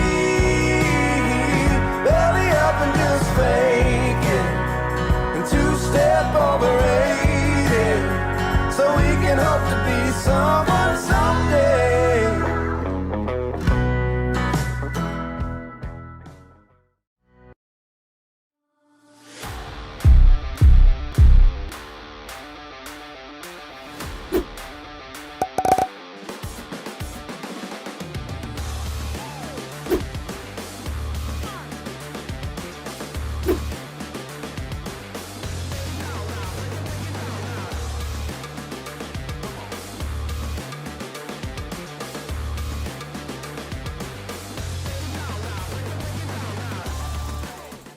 Hey Pieper Nation, I'm Dr. Daniel San Martin, your neighborhood board certified orthodontist. My family and I live here in Kinder Ranch, and I have been proudly building confident smiles since 2012. We're excited to say that our new office is now located on Braunfels Road. At San Martin Orthodontics, I personally see every patient at every appointment, and I'm the only doctor you'll see throughout your entire treatment. If your family needs orthodontic care, we'd love to earn your trust with a complimentary consultation. We hope to see you soon, and go Warriors!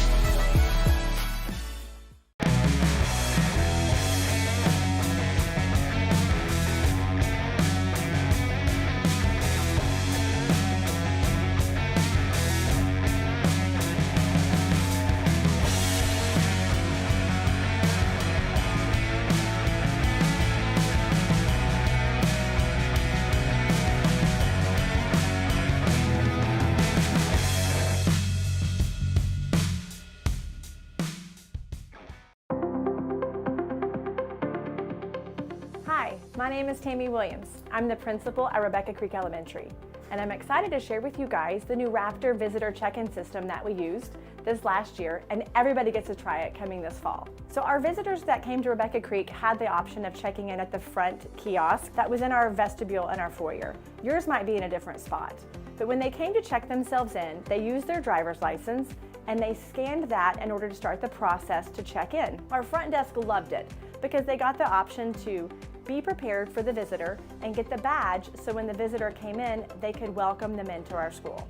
The kiosk in our vestibule uses that same Raptor technology platform that we use in our office. So we still feel safe when we have visitors coming into our campus, that they've been screened exactly the way they would when they are in front of us at the desk. One of the new systems we're implementing this year with the Raptor Safe check-in system at our kiosk is parents are able to download a Raptor app at home. At home, you can scan your identification into the app to make it easier for your check-in. It's a much easier process, and we're really excited to get that rolling out this year. Visitors have the option to use the Raptor Safe app when they check into the kiosk, or they can use their identification card. You have the choice. Campuses will have office personnel on hand to assist anyone with their Raptor entry. We're really thrilled to start this new program and let every campus experience what we did last year. You're gonna love it.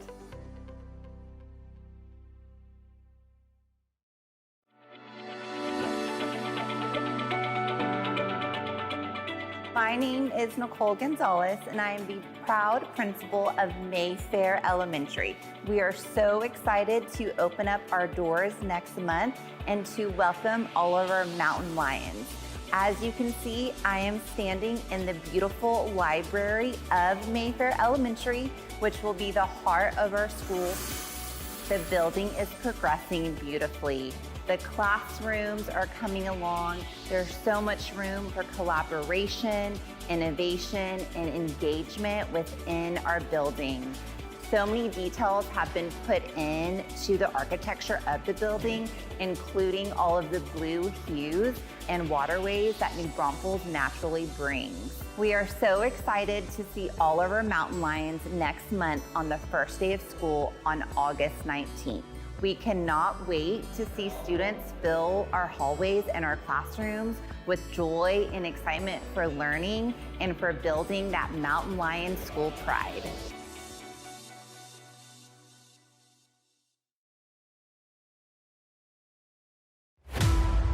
In the heart of every warrior beats the spirit of excellence. It's not just about the music or the game. It's about the legacy we leave behind.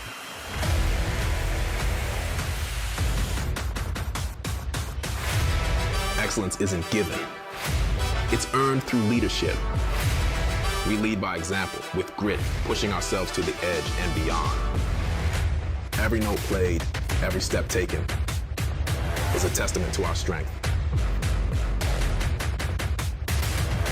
We are a team, bound by the same drive, the same passion, to build an empire of warriors, forged by those who dare to rise above the rest.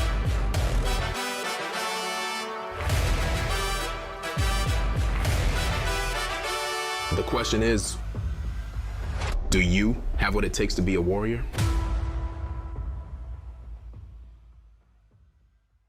How they ever gonna find us? Shipwreck on the mountain, rubbernecking all the outlaws. It's who we wanna be. Belly up and just fake it, and two-step overrated, so we can hope to be someone someday.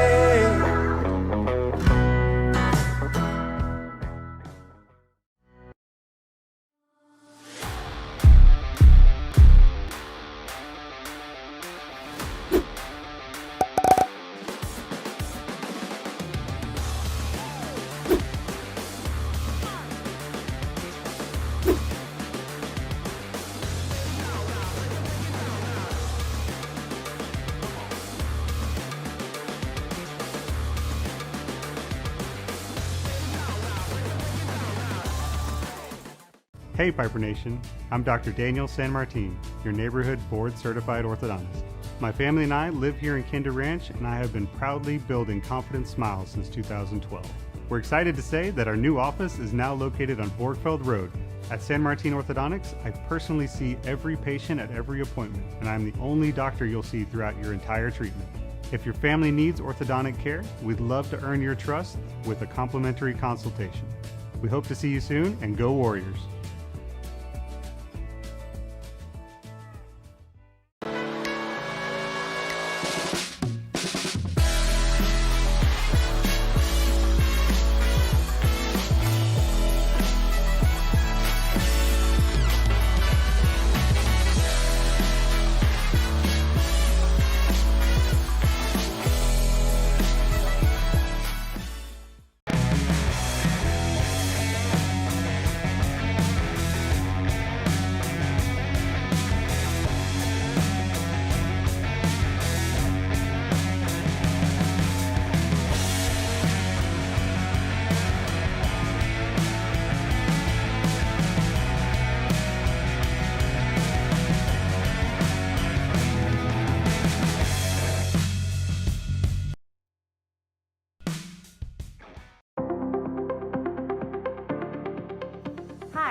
name is Tammy Williams. I'm the principal at Rebecca Creek Elementary, and I'm excited to share with you guys the new Raptor visitor check-in system that we used this last year, and everybody gets to try it coming this fall. So our visitors that came to Rebecca Creek had the option of checking in at the front kiosk that was in our vestibule and our foyer. Yours might be in a different spot.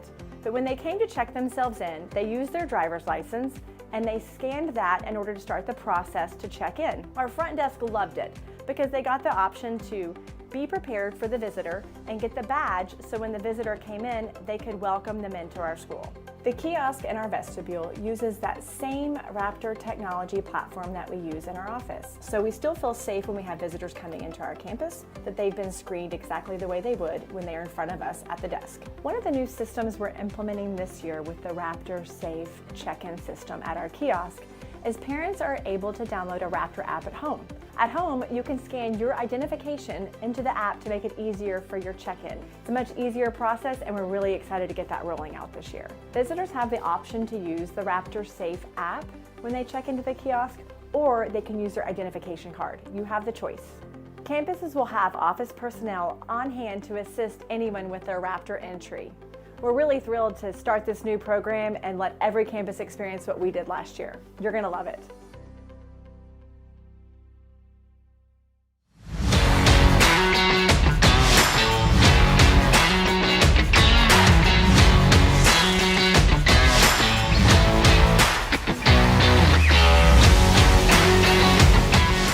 We're ready to start the third quarter. New Braunfels on top 24-7 over the Warriors in this matchup between two 13-5A programs. The Unicorns tie for first in the district at 3-0, one of two unbeatens left. The Warriors at 2-1 and with work to do, but with a football to start in the second half, trailing by 17 points. Offensively, a tough first half for the Warriors, only 100 yards of offense, 75 coming on one play.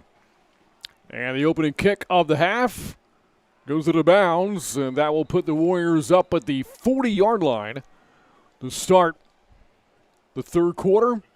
And this, again, a very important drive for Pieper to start in the second half. Massive drive for the Warriors. This, again, could be dramatic, but truly, if the Warriors don't score, you give the ball back to a New Braunfels offense that has shown they are highly capable of chewing the clock and holding on to the football. And so if you're Isaiah Gaitan, you are coming out not only slinging the ball, you're trying to throw it downfield, but you are more than anything trying to hit those open lanes, be consistent, and score a much-needed touchdown. Misspoke. Pieper starts at the 30 after the illegal procedure on the kick out of bounds. Hopper on the carry.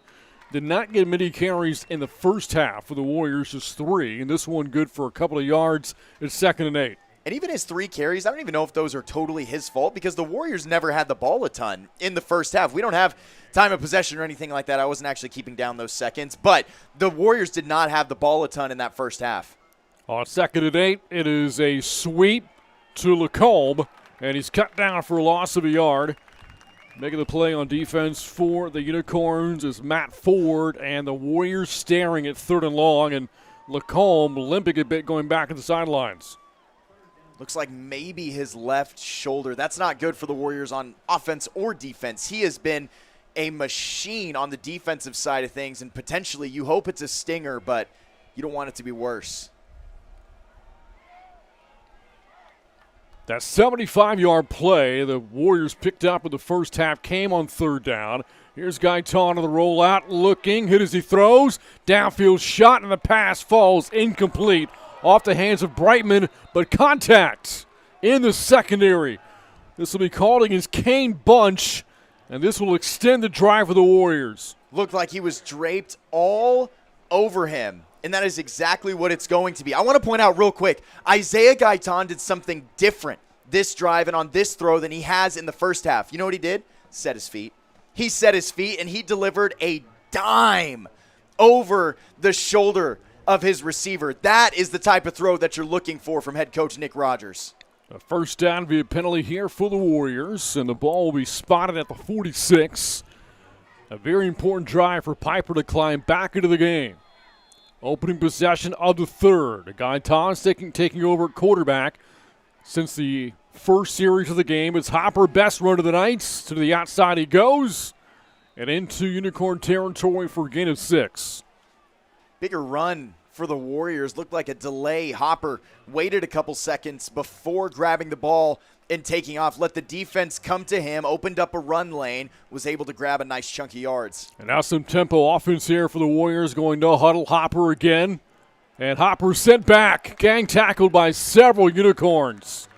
They'll mark him back at the 49 for a loss of a yard, and it's 3rd and 5. That's a little bit more of the run game that we're used to seeing tonight so far from the Warriors. 3rd and 5, just inside the 50. Here's Gaitan looking, firing high for Lancaster. The catch, makes a move, bounces off a defender, and good enough for the first down on his first catch since that 75-yard touchdown back in the first quarter. That is a big-time move. Just ate that contact to get those extra couple yards for the first down. Hopper motions out of the backfield on first down, takes a swing pass, makes one man miss, spinning in pirouettes down to the 37 on a gain of 6 and first down. And that's a little bit more also of the Brady Hopper that you're used to seeing if you're a Pieper Warriors fan. We talked about Brock Stewart being crafty. On the other side, Hopper, he's shifty, he's quick, he can make a man miss, and he showed us right there. 2nd down and 4 for Gaitan, looking to get rid of the football, flush out of the pocket. Now changes direction, still on the run. Gaitan getting loose. And out of bounds he goes inside the 30. Great scramble and gains 7 to move the chains. He must have moved at least 10 yards, 20 yards, and then by the end of it, probably about a 35-yard run in total from Gaitan. He's shifty, he's quick. You've got some movers and shakers on this Warriors team. And now the ball at the 30. This is striking territory for the Warriors. One of the best drives of the night for Pieper. Now inside the New Braunfels 30-yard line. Gaitan, a delayed handoff off the right side, inside the 15, inside the 10, all the way to the end zone for a touchdown for the Warriors. Josh Smith, a 29-yard gallop and a big-time strike for Pieper. Same play, different guy. Brady Hopper showed us the delayed handoff would work against this New Braunfels defense. Earlier in the drive, he got about 6, and now this time, Josh Smith with a scamper. Nobody to be found, just outran every single person on the football field to score 6 for the Warriors. A drive that Pieper needed to start the second half ends with 7 points, and the lead down to 10. 24-14 in Braunfels, but here come the Warriors. 9 minutes to go in the third quarter here on the Warriors Network. Ever gonna find us? Shipwreck on the mountain, rubbernecking all the outlaws. It's who we wanna be. Belly up and just fake it, and two-step overrated, so we can hope to be someone someday.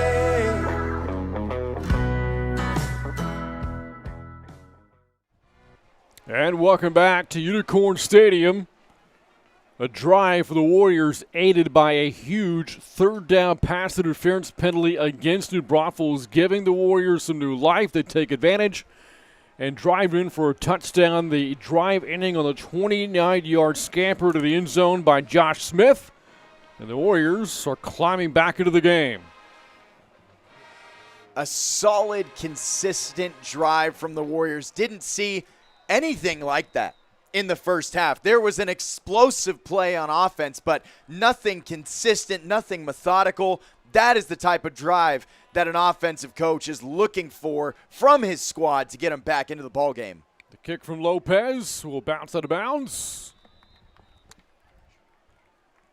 And Braunfels will start at the 30-yard line. First third quarter possession coming up for the Unicorns. An efficient first half offensively for New Braunfels.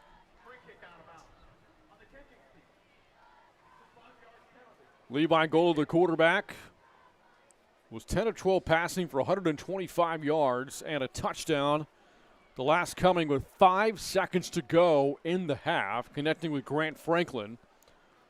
New Braunfels also racked up 100 yards on the ground as a team. Now, for New Braunfels, instead of taking the ball at the 30, they're going to make the Warriors re-kick.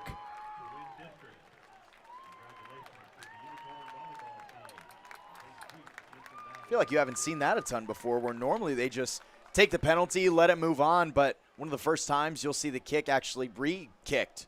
Give New Braunfels a chance at some yardage. Now Lopez will kick off from the 35.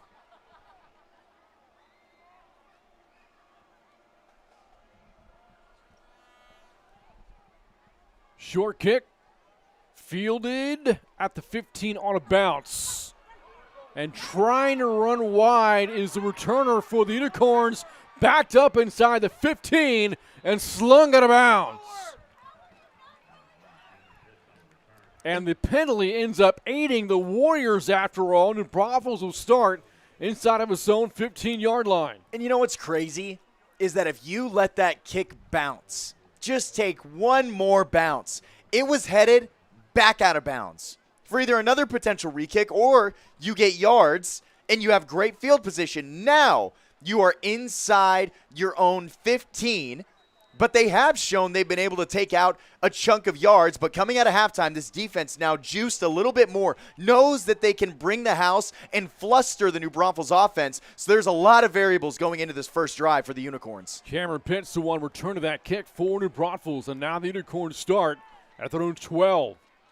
Goal up, we'll hand it off, and it's Stewart. Back to the line of scrimmage, and that's it. For the most part, the Warriors kept him bottled up in the first half, 10 carries for 30 yards. Stewart, though, did have a touchdown for New Braunfels. Now looking at 2nd down and 10. Started to find his groove a little bit on those later drives for the Unicorns, but you're right, bottled up a lot by the Warriors defense.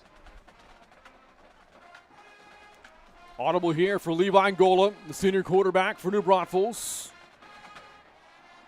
Back to pass. Ngola flushed out of the pocket and will scamper out of bounds. He's going to lose yardage all the way back at the 9. It's a loss of about 4 yards there, and now the Unicorns looking at 3rd and 14. In a busted play, ball on the floor, Ngola has to bend down and pick it up. So then you lose sight of where all your receivers are. Defense coming to you, flushed out of the pocket. The high IQ play is just toss the ball out of bounds. But when I'm flustered and overwhelmed, I probably would have done something similar. Just takes a loss of yards, and then you end up with 3rd and forever. Earlier tonight, Ngola surpassing 1,000 yards passing of the season. Now staring at officially 3rd and 12. Back to pass, rush coming. Gets out of a sack. He has been elusive tonight, throws that away. If you remember, though, Ngola evaded multiple defenders on the late touchdown pass in the 2nd quarter. He did. He's quick. He's crafty. He's elusive. I was so shocked at how nobody picked up Brody Spencer off the left side, number 11 for the Warriors, inside linebacker. He's a senior. And I have no idea also how Ngola evaded that sack. That was insane. High IQ play to not run out of bounds that time. He throws the ball out of bounds, but I think the Warriors are about to have some fantastic field position. Rice and Grindstaff back to return this punt. It will come out of the end zone. High spiraling punt, and Grindstaff the fair catch at the 36. It's only a 24-yard punt there for New Braunfels, and now the Warriors, after scoring on their last possession, will start well in Unicorn territory inside the 40-yard line. And we are having a completely different conversation than what we were earlier in the game, even halftime, where Pieper, if they don't score off drive number 1 and New Braunfels goes down, they score a touchdown, it hypothetically could be game over. But now you're talking about the Warriors maybe pulling in between 3 points. Just a completely different script from what we originally had. First down for Gaitan. On the run, Gaitan with the flag in, going to take off. Gaitan is dragged down from behind to the 30-yard line. A flag all the way back at the other side of the field of the 43. And Gaitan went down awkwardly, and he is slow to get up. They'll take a look at him, and with that, we'll step aside. 7:36 to go in the third. New Braunfels on top by 10, but right now the attention belongs to Isaiah Gaitan.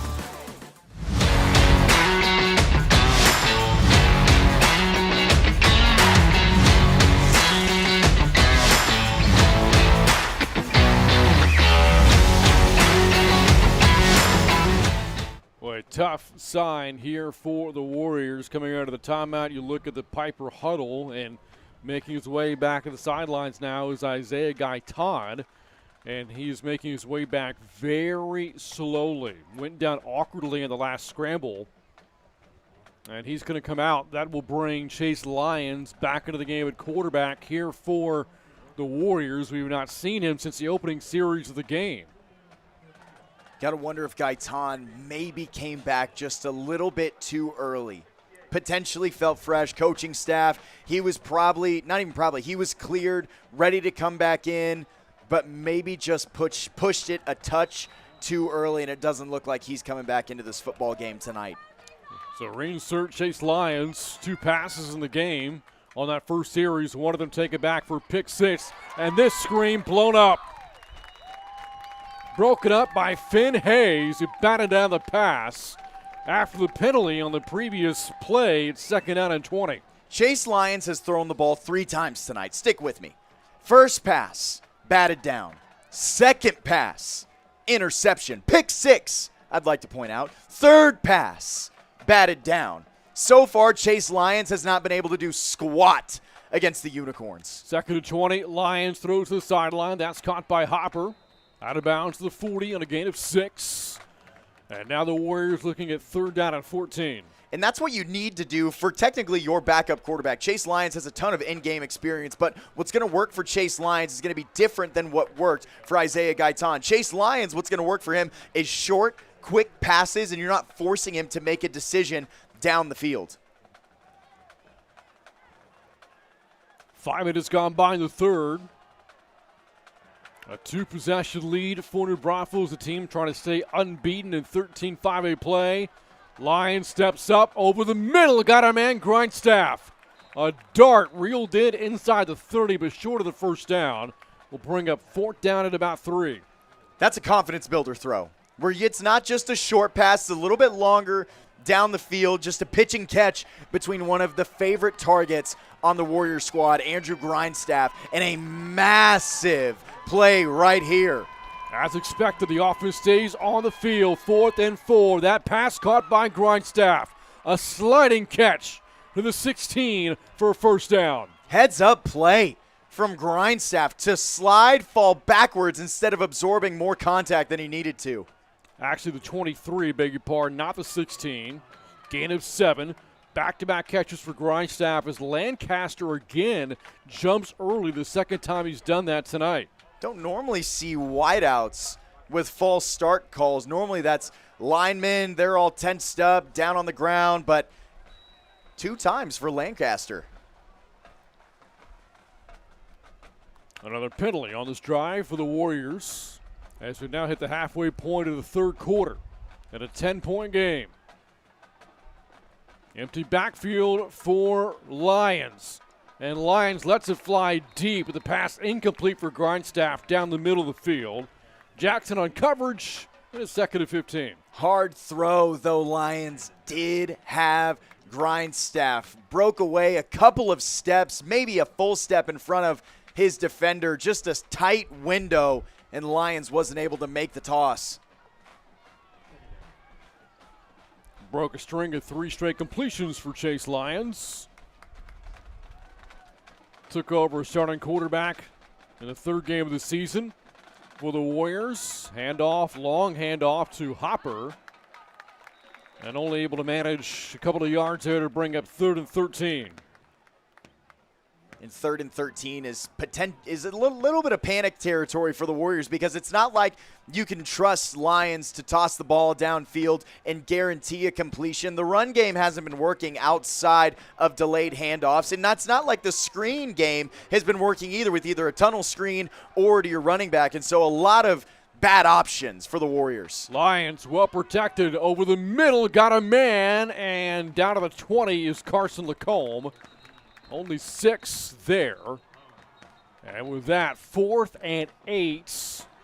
And looks to be 4-down territory again for the Warriors. And that's why you're okay with a throw like that, where it's not all the way to the 1st down marker, but you get a nice chunky yard, soft coverage from the Unicorns, allowing a good medium throw from the Warriors, and then you end up with 4th and 9. This is where either the offense is going to shine or the defense is going to get the ball back for the Unicorns. The Warriors need a 13 for a 1st down. Lions rolls, spins, throws, pass batted down.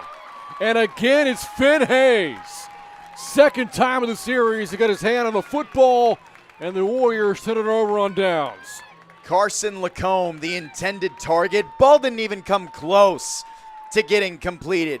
3rd time a pass has been batted down by the tenaciously aggressive, I don't even know if tenaciously is in there, but I like it, the defense from the Unicorns. Just unreal stand on 4th down. Well, that's a tough series for the offense, because the Warriors took over inside the 40 and are unable to cash in.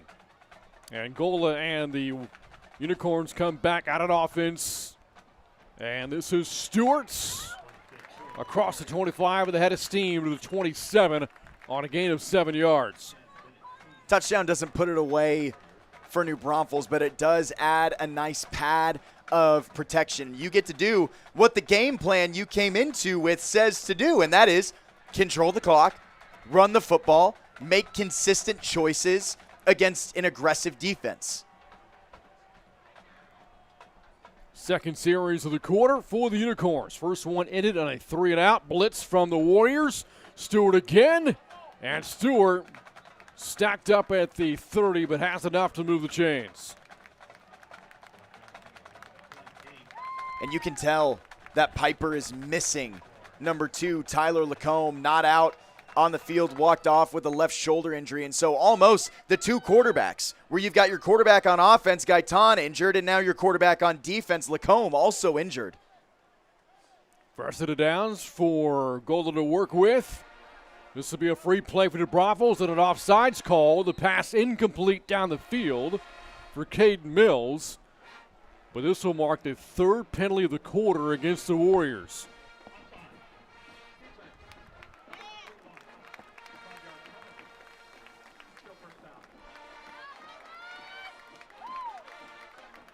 If New Braunfels gets to do exactly what they want, expect this drive to continue all the way through the end of the 3rd quarter. We've seen a lot of time-consuming drives already in the game from New Braunfels. The Warriors did not have the ball much in the first half as a result. 1st and 5 after the flag. It's Stewart off the left side, and Stewart stopped short of the 40-yard line. Oling on the tackle there for Pieper. 2nd down and 3 as we inch to 3 minutes to go in the 3rd. And you mentioned it before the game started, a little bit earlier in the game, but New Braunfels coming into tonight was converting on 3rd down 50% of the time. They are not afraid of 3rd down, whereas some teams you get to 3rd down, you go, oh no, we might have to punt next. New Braunfels is like, oh, 3rd down? Let's just run another play. 50-50 shot. Let's roll some dice. Been a big bell count effort tonight for Brock Stewart. 14 carries in the game for New Braunfels. In the backfield here on 2nd down. Direct snap, though. And lunging ahead is Bunch. Or Gola. The quarterback did keep it there for New Braunfels, and that'll move the 6 up to the 41. Gola has just had a gritty game tonight. He's done it on the ground. He's gotten the yards when necessary. He's scrambled outside the pocket when he's needed to. He's made some big plays. He's made the consistent plays, but he hasn't been too flashy. He's been wildly consistent for the Unicorns. First down for Gola, off the play fake. Steps up, taking a shot down the field for Franklin. Over his hands, incomplete. Downfield coverage from Aiden Rice. A misfire there for Gola, brings up 2nd and 10. I think he heard us because we just talked about big flashy play, and he was like, "Yeah, watch. Let's show this real quick." Wasn't quite there, just overthrew. Franklin didn't even have a chance to go after it, but Gola at least had the attempt to go for it. It does stop the clock, though, which is not what New Braunfels wants. 2 minutes to go now here in the third. It was a 17-point game at halftime. The Warriors have cut into it, but New Braunfels the ball leading by 10. Low throw, incomplete, right around midfield. Broken up by Bennett King, and it's 3rd and 10. And there weren't a ton of great options that Gola had. He had Hollander in the flat just underneath that he also could have gone to, but the defense for Pieper easily would have crashed that, and so just not a ton of great options that Gola had. 3 straight incompletions down for Gola, and New Braunfels looking at a passing down here. 3rd and 10. The Unicorns have to get just inside of midfield to keep the drive going. Here's the blitz from the Warriors. Gola throws to the sidelines, incomplete, and the pressure from Michael Buss broke that up.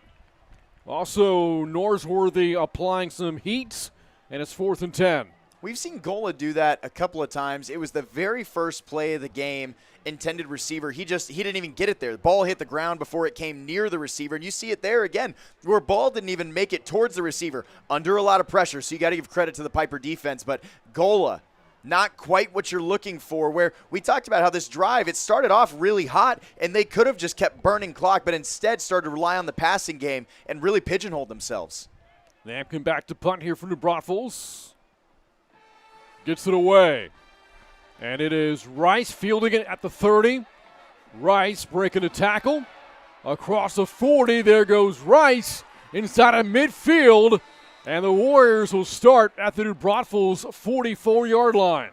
Some of these other guys are going to have to start picking up the pieces and pick up the pace a little bit, and that is an electric play. And yet, you end up with another yellow decoration on the football field.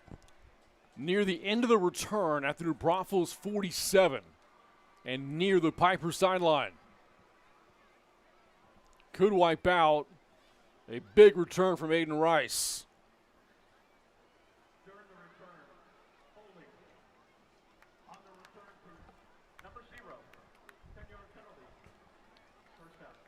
Leighton Springer called for the hold, and they will back the Warriors up on their own end of the field. They're going to mark the ball at the Pieper 40-yard line. That's the second time the Warriors have had an electric return on special teams called back by a holding. Lions remains in the game at quarterback after the injury to Gaitan. Sideline pass caught. Grindstaff. Great catch. Into New Braunfels territory at the Unicorn 43. I think the last 4 passes, either completed or intended for, have been to Grindstaff. He has been consistent at getting open. And now a Unicorn player is down after gain of 17.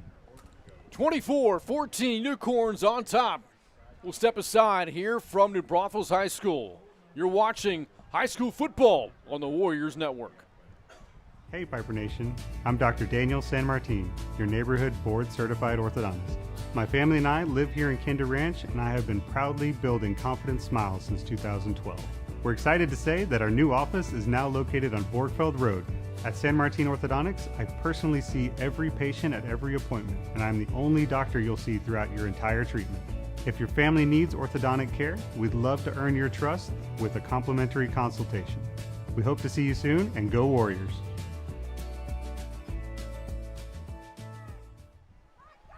Kingston Brown, the Unicorn that was helped off the field back in the sidelines. After the injury stoppage, Warriors pick up first down for the 43. Lions, pressure coming, and down he goes. On the sack, Finn Hayes, who's made several plays for New Braunfels in this third quarter. Second sack of the year from Finn Hayes. Slung Emphasis, underlined, italicized, and bold on the word slung down Chase Lyons. Huge play from the defense. Lost to 5 of the play. Under a minute to go now in the third. Lions trying to engineer another touchdown drive. Deep drop, rolls out. Lions fires, caught. Lancaster lasso to the 35-yard line by Jackson, who had the pick 6 early in the game. Big chunk of yardage there picked up. Brings up 3rd and short. And with that, you basically erase the huge defensive stop because you start to match the momentum of a big-time play from either side. Then you get a 3rd and manageable. Get a 12 in the play. Now 3rd down and 3. Lions hands to Hopper. He's got the first as he turns the corner. And Hopper goes out at the New Braunfels sideline to move the sticks out into the 30. Haven't had a score from either side in the third quarter after a very entertaining first half. You still have 24-14 on the scoreboard. Of course, Pieper's marching, but we might not get another score before the third is over. First down, Lions rolls out, harassed, throwing deep to the end zone, and it's picked. But blatant contact in the secondary. Lancaster, the intended receiver, got pushed. It'll wipe out the turnover, and that will give the Warriors another first down. That almost looked like when you're playing pickup with your buddies when you're younger and he goes up, he's dunking on the 8-foot, and you just slam him to the ground. That was literally what that looked like. Blatant, obvious. There's not a ton of questions around that. And I don't even know if that ball would have been completed. There was great defense across the board from New Braunfels. Just an unnecessary penalty.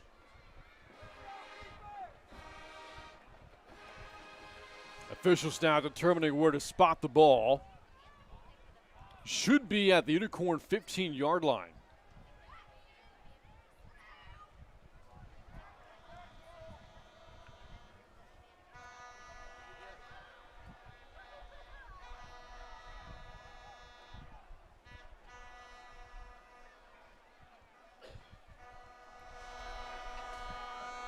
And now they're finally marking the ball up. And they'll place it, as expected, at the New Braunfels. They'll say the 14. And this play coming up could be the final one of the third. Warriors inside the red zone. Lions, pressure coming. Pass deflected and incomplete. This time applying the heat, Malachi Grants. And now 3 seconds to go in the third. I've got a counter. It's just the pass breakup counter. It is crazy that there are already 4 different times that a pass from Chase Lyons has been broken up. Not in the secondary, at the front line. Just great pressure across the board. 2nd and 10 from the 14. Lions looks, fires, and it's Lancaster in the end zone for the second time tonight to end the third quarter and make it a 1-score game. Takes advantage of the soft one-on-one coverage. Catches it, spins around, darts for the end zone, and uses that 4.40 speed to make his way into the end zone. Tutty Pieper, and we got a ball game. 8th touchdown catch of the year for Lancaster, over 100 yards for a 3rd straight game. And the Warriors entered the third down 17. They will head into the fourth, perhaps down by just 3, pending the point after from Logan Lopez. And it is up, and it is good, and it is a game. We go to the fourth quarter. New Braunfels 24, Pieper 21. You're watching high school football on the Warriors Network.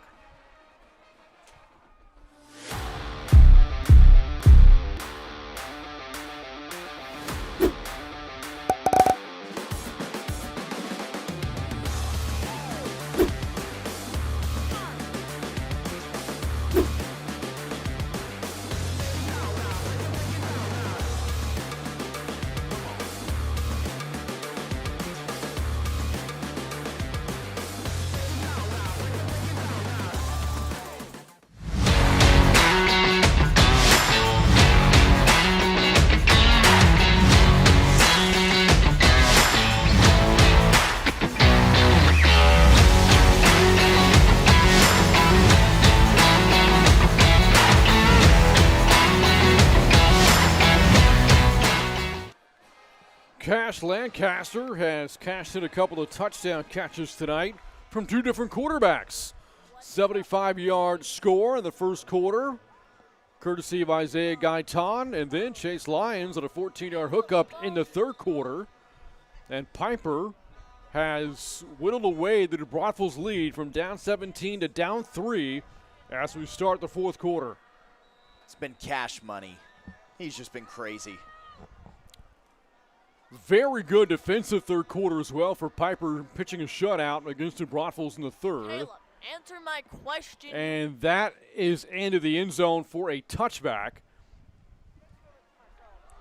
And New Braunfels comes out on offense, and if you're the Unicorns, you're looking to respond now as Pieper has all the momentum of the game. Absolutely, and I feel like this is the thing that we've hammered home a ton on this broadcast tonight, but you just stick to what you know, because what was working for New Braunfels early in the drive was controlling the clock, managing the run game, and not relying too heavily on your passing game. But when they flipped and started relying on their passing attack, that's when things started to fall apart.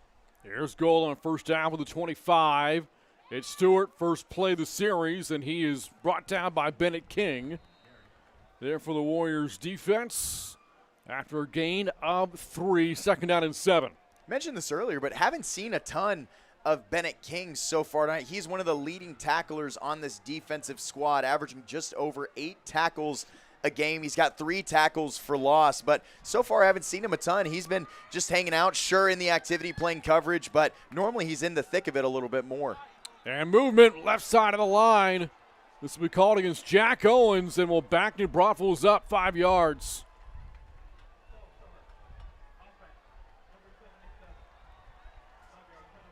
Killer penalties for both sides tonight. It's like the momentum starts to build up, and then you get a penalty. It's so far it hasn't wildly affected either squad. They've been able to overcome it either with big plays or what have you. But those yards could be saved, and you're still marching the ball down the field. But not a great penalty. This game being tied at the fourth quarter, relatively foreign territory for New Braunfels, as they have blown out their last 5 opponents on second and long. Goal up, rolls out, flag is in, fires downfield, pass is caught by Franklin, but this is in the neighborhood of a hold against the Unicorns. Even though it's probably going to get called back, great adjustment by Franklin to see where his quarterback's going, adjust the route, but it doesn't matter. Penalty, again, called back. It's tough when your quarterback's out running around to just keep those hands right in the middle and not have them just sway to the outside to try to control your defender. Conversely, Pieper has had some games come down to the wire this year. One with 2 minutes to go in the opener at Bernie. Their final non-district game came down to the final seconds against Davenport. And this looks like it's going to be a fourth quarter game tonight. Down 3, fourth quarter just underway, and Braunfels staring at 2nd and 22. It's a lot of yards. Goal up, steps up, heaving it downfield. Franklin the catch. Got in between the zone defense of Oling and Rice and hauls it in for a huge catch on second down. I take it back. That's not a lot of yards.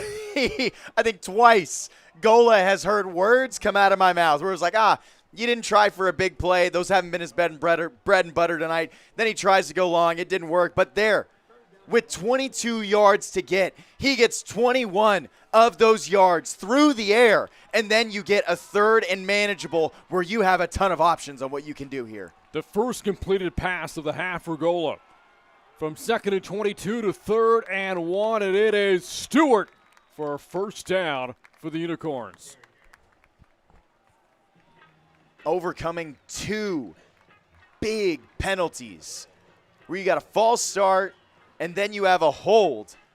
But apparently neither one of those matter, and that goes back to earlier. Both these teams have been able to overcome the penalties, and yet you still want to eliminate the penalties in the first place. 1st and 10 now for New Braunfels. 10.5 to go in the fourth. Audible here from Gola, talking to the offensive line. Here's a blitz coming. It's Stewart off the right, and Stewart to the 40. Big series here for the Braunfels as the Warriors have scored on 2 straight possessions to make it a 1-score game. And the Braunfels at one point was looking at 2nd down and 22, and now they got the ball 2nd down and 7 from the 40.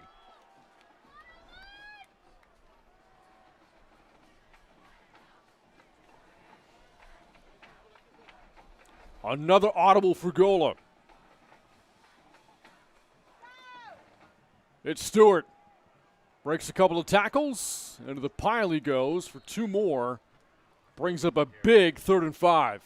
Pieper been able to blitz well to disguise some of the coverage mishaps that they've had in the passing game, where you've seen some big throws from New Braunfels. You've seen some stuff over the middle. They were able to take advantage of that mid-range passing game. And now the defense is starting to adjust, starting to blitz a little bit more. And then when you get this type of territory where you got to gain 5 yards, this is prime time. Blitz, bring the house, make the offense have to guess what you're going to do. Empty backfield for Gola. Looking. First read not there. Now steps up and throws low for Mills and incomplete. He had him open.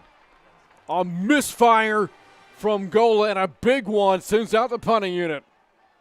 The 3rd time that we've seen Gola not get the ball there, and that is not Caden Mills' fault. He was right there. Gola just didn't have enough juice on that football to get it to one of the studs on this squad. Caden Mills has 4 touchdowns coming into the year, 17 receptions, but he's had a quiet night so far this evening. Just 1 catch for 16 yards. That's been it for Mills.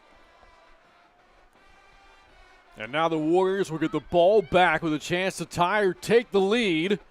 And here's a punt from Namkin. It's a bad punt. Off the side of his foot, where they're going to mark it out. Goes out of the Pieper sideline, and they're going to mark it out at the 49. That is a 9-yard punt, and the Warriors start just short of midfield. Wow.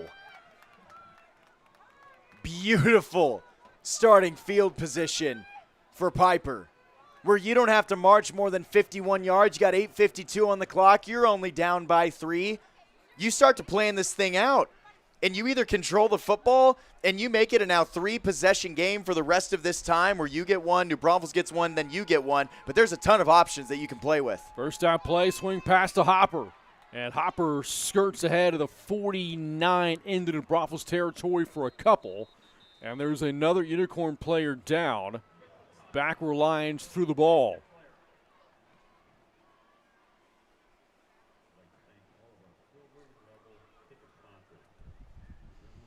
And we'll step aside. 8:43 to go in the 4th. New Braunfels on top, 24-21 on the Warriors Network.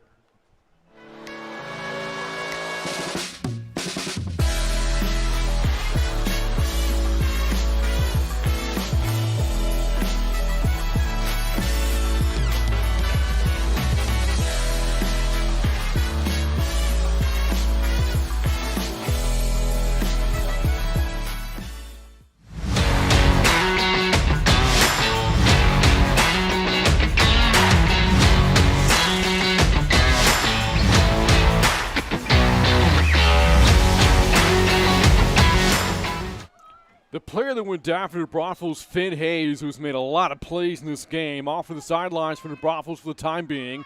2nd down and long. Hopper on the long handoff. Gains about 3 to bring up 3rd down and 5 for the Warriors at the Braunfels 46.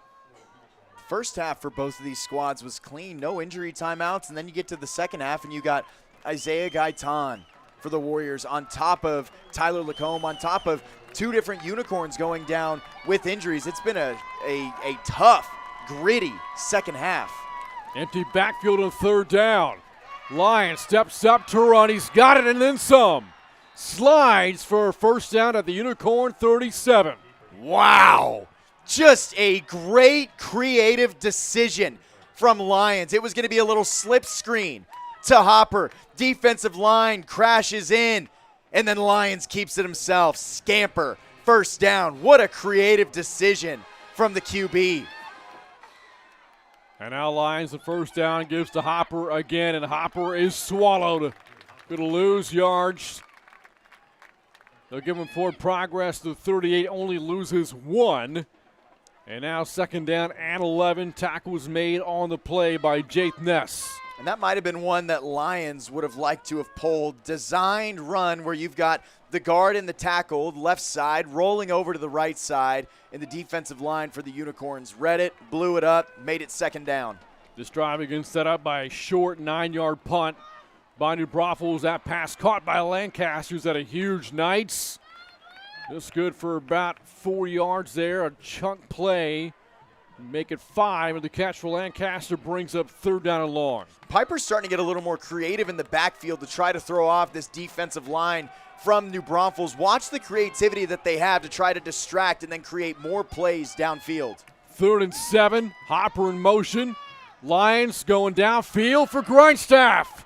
Leaps and can't make the catch on the diving attempt. Just off his fingertips at his 4th down. He had both Grindstaff and Lacombe, and there was also, again, 3rd time in a row, there was creativity in the backfield where Hopper threw his hands up, drew attention, quarterbacks got distracted, and just couldn't make the throw. Huge missed opportunity for Pieper. And now coming up, one of the bigger plays of the game. 4th down and 7. Empty backfield here for Lions. Rolls out. Lions chucking it deep for Grindstaff in the catch. Inside the 10. What a play. Massive pitch and catch. Grindstaff, if it was any more over the top, Lions would have had a potential pick because there was a cornerback over the top from New Braunfels. And so instead, he adjusted, threw it a little bit to his right. Grindstaff knew to adjust to the football, and a massive gain for the Pieper Warriors. They are cruising on offense. Gain of 25, a flip to Grindstaff, and Grindstaff making Lancaster to the end zone for the 3rd time tonight. And the Warriors stake their first lead of the game.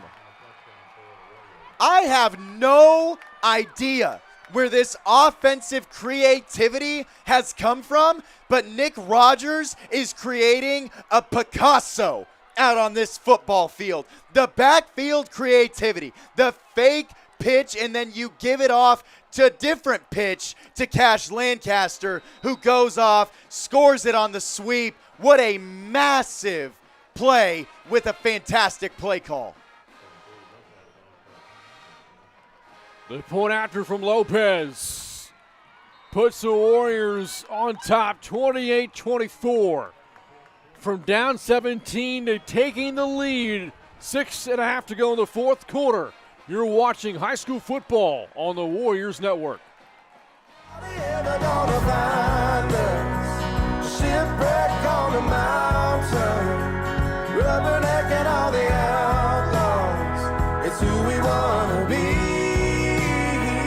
Belly up and just fake it, and 2-step overrated, so we can hope to be someone someday.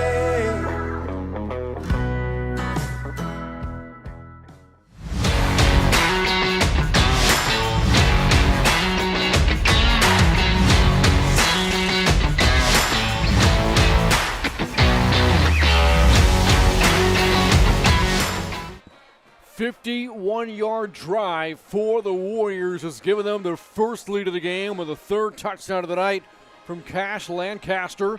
When the half began, Pieper was down 24-7, and we kept talking about the importance of that opening second half drive, and the Warriors did go in for a touchdown, a series that saw quarterback Isaiah Gaitan get hurt.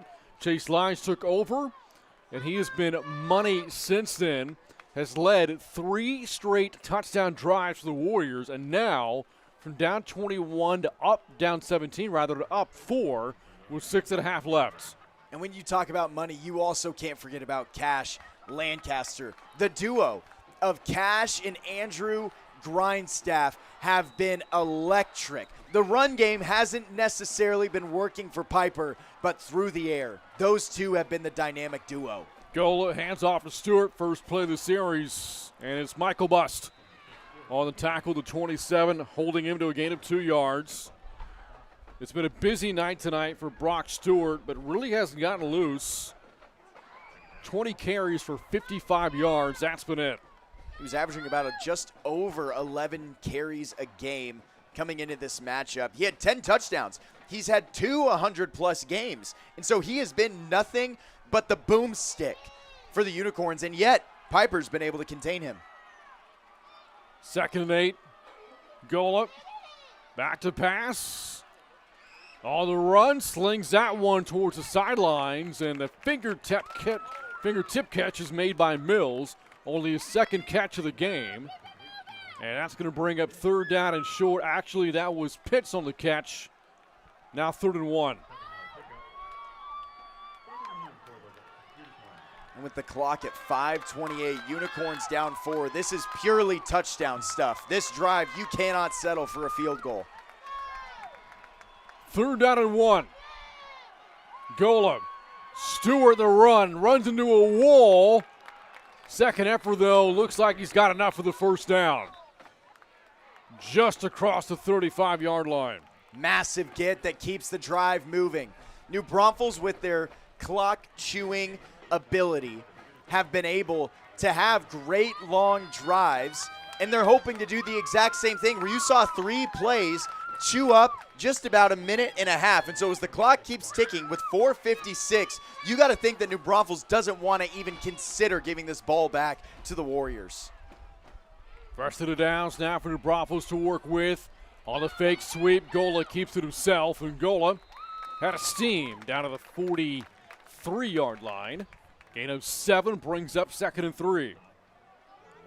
We've seen this multiple times from the Warriors defense where they have a hard time containing the Unicorns outside of around the 15-yard line, their own 15-yard line. But once that ball gets into the 15, New Braunfels has not been able to score a touchdown. So that's something to watch for if this drive does continue.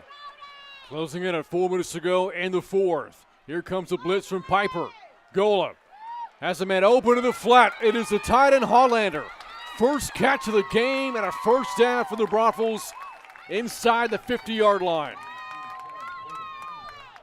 One of the first big outings for Hollander. You see, he's got 4 receptions on the year for 108 yards. Get him a 5th. Not one of the biggest playmakers on the Unicorns squad, but he is absolutely there when you need him.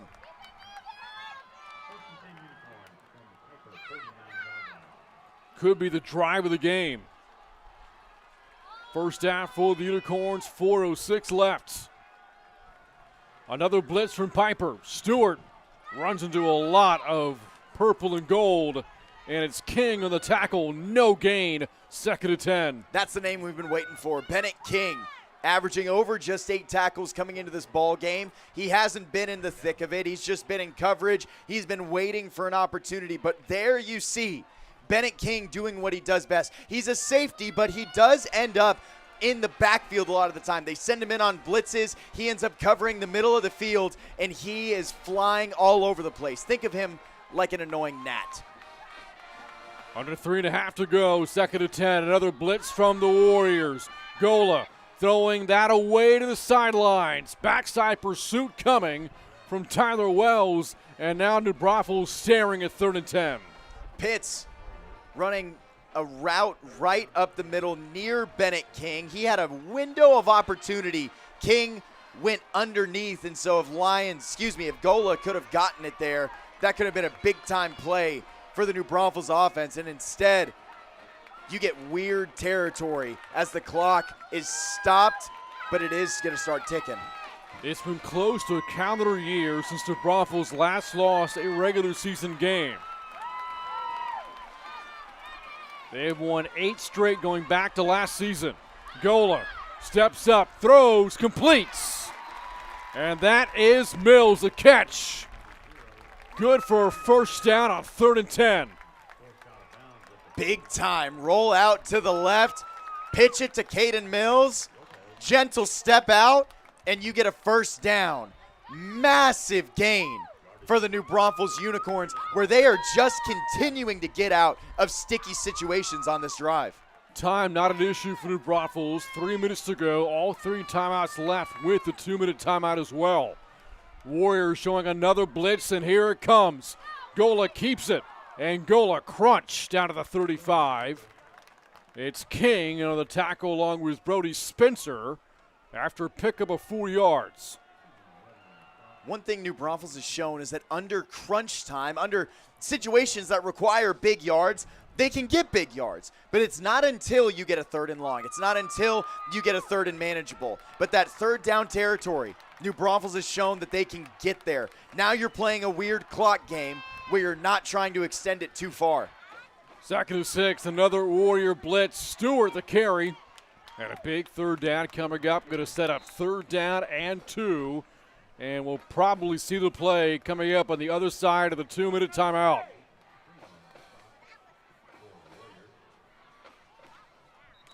Two minutes to go in this one, coming right down to the wire. New Braunfels on the move, trailing by 4. Can the Warriors hold on? Pieper 28, New Braunfels 24 on the Warriors Network. Hey Pieper Nation, I'm Dr. Daniel San Martin, your neighborhood board-certified orthodontist. My family and I live here in Kinder Ranch, and I have been proudly building confident smiles since 2012. We're excited to say that our new office is now located on Braunfels Road. At San Martin Orthodontics, I personally see every patient at every appointment, and I'm the only doctor you'll see throughout your entire treatment. If your family needs orthodontic care, we'd love to earn your trust with a complimentary consultation. We hope to see you soon, and go Warriors!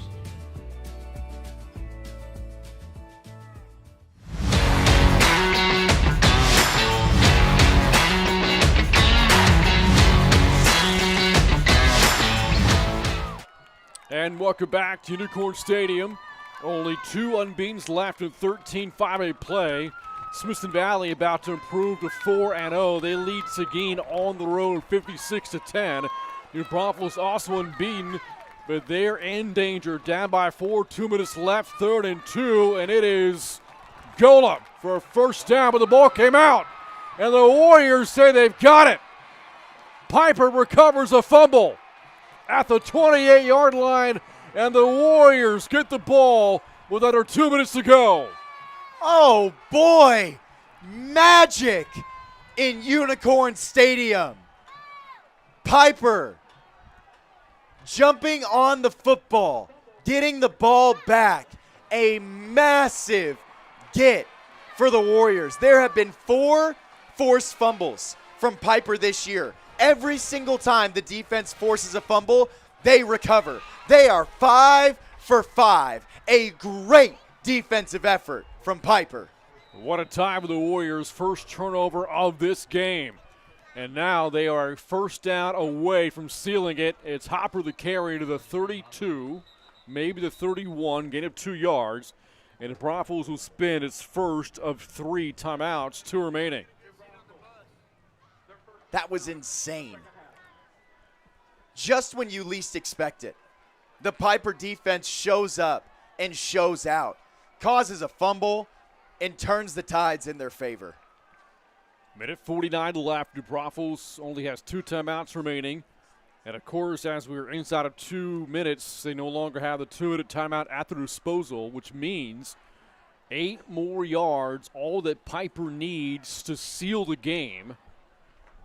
And they were down 24-7, and Braunfels looked dominant in that first half. All 3 phases of the game. For the Warriors, they only had 1 play in the first half, a 75-yard touchdown. But beyond that, the first half was all New Braunfels. The second half, all Pieper. And now in position for a huge road win. 2nd and 8. And movement, and that's going to back up Pieper. That's a big penalty against the Warriors. And not to mention, they did all that without Isaiah Gaitan. All of that without. And sure, Chase Lyons is the normal starter, so they're already used to his cadence. They're already used to the way that he runs the game, wants to throw the ball. But when Gaitan comes in, it disrupts the flow. That's the guy that was originally supposed to start the year. But then they also did it without Tyler Lacombe. So just a lot of things that should not have caused Pieper to win, and yet they are looking like they are on their way, but they have to get a 1st down here. That task just made harder after the false start makes it 2nd down and 13. And it is a give to Lacombe. Lacombe, a big run. And he's got the 1st down at the 39-yard line. A gain of 13 could seal the game for Pieper. Wow. Exactly what you needed. Handoff, explosive play, other guys picking up the pieces, and Pieper cruising to a W in Unicorn Stadium. New Braunfels not taking a 2nd timeout yet. And the Warriors will use all of the play clock here. Next snap will come with about 1:11 left. Lions will hand it off to Hopper. All that's important for Hopper right now is ball security and a flag thrown into the back end of the play. Now, New Braunfels call for a timeout, but shouldn't the Unicorns await the flag call here first? You would think. You know what I also don't understand? I don't understand leaving a high school football game early. There's no parking, there's no rush. Yep. You might as well just let it run out. That was just a soapbox. Saw people leaving, and it happens, on either side. This isn't specifically a knock against New Braunfels, but sure, you want to beat the rush, but I get it. If it's an NFL game, if it's a college game, but this is high school football. Where else do you have to be on a Friday night? You got a minute left on the clock. You got to support the boys. Let them run it through. That's all. Some fans are heading for the exits here. Here's the penalty.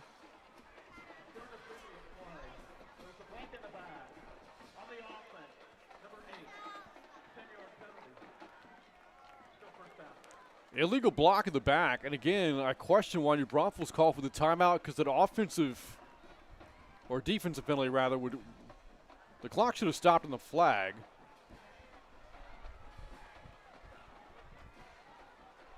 And I think Coach Mulder is talking about that right now with the officials. You got to fight to get that timeout back. I don't know if he's going to get it. But you absolutely, it's at least worth an ask. Worst they say is no.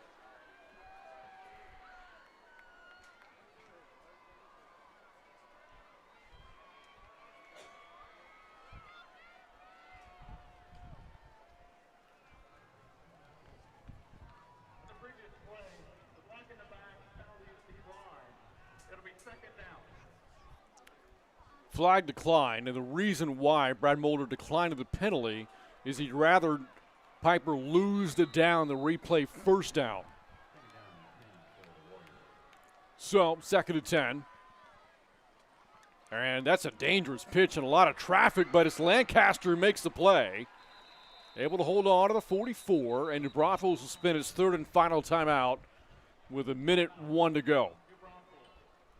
I'm telling you, Pieper really saved their creative play calling for the 4th quarter and towards the end of the 4th quarter, where you've got fake pitch or maybe some motion, and then you've got a little shallow pitch to a sweeping wide receiver. There's just a lot of interesting action happening in the backfield that you love to see. That's creative play calling at its finest in high school football. So 3rd and 5 coming up. The only chance here for New Braunfels is to get a stop and hope to get the ball back with maybe 10 or 15 seconds left. If you're the Warriors, you have to stay inbounds here, keep the ball on the ground, and whatever you do, don't cough it up. And again, New Braunfels out of timeouts.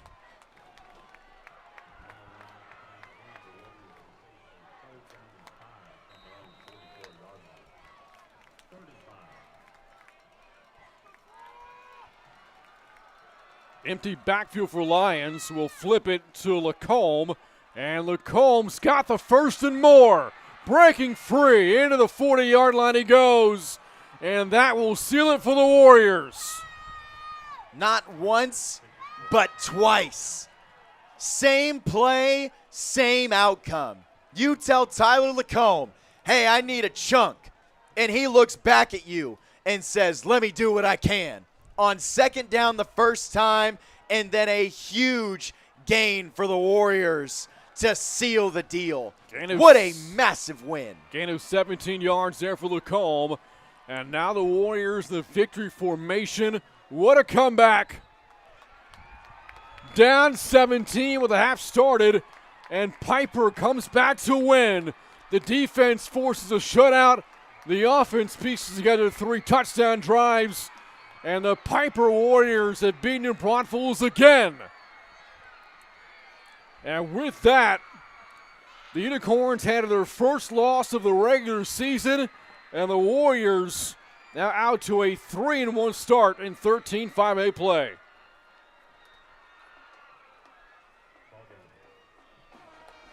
A huge win for the Pieper Warriors. You see, we talked about it. This was the first time that the Unicorns truly were going to get tested in district play.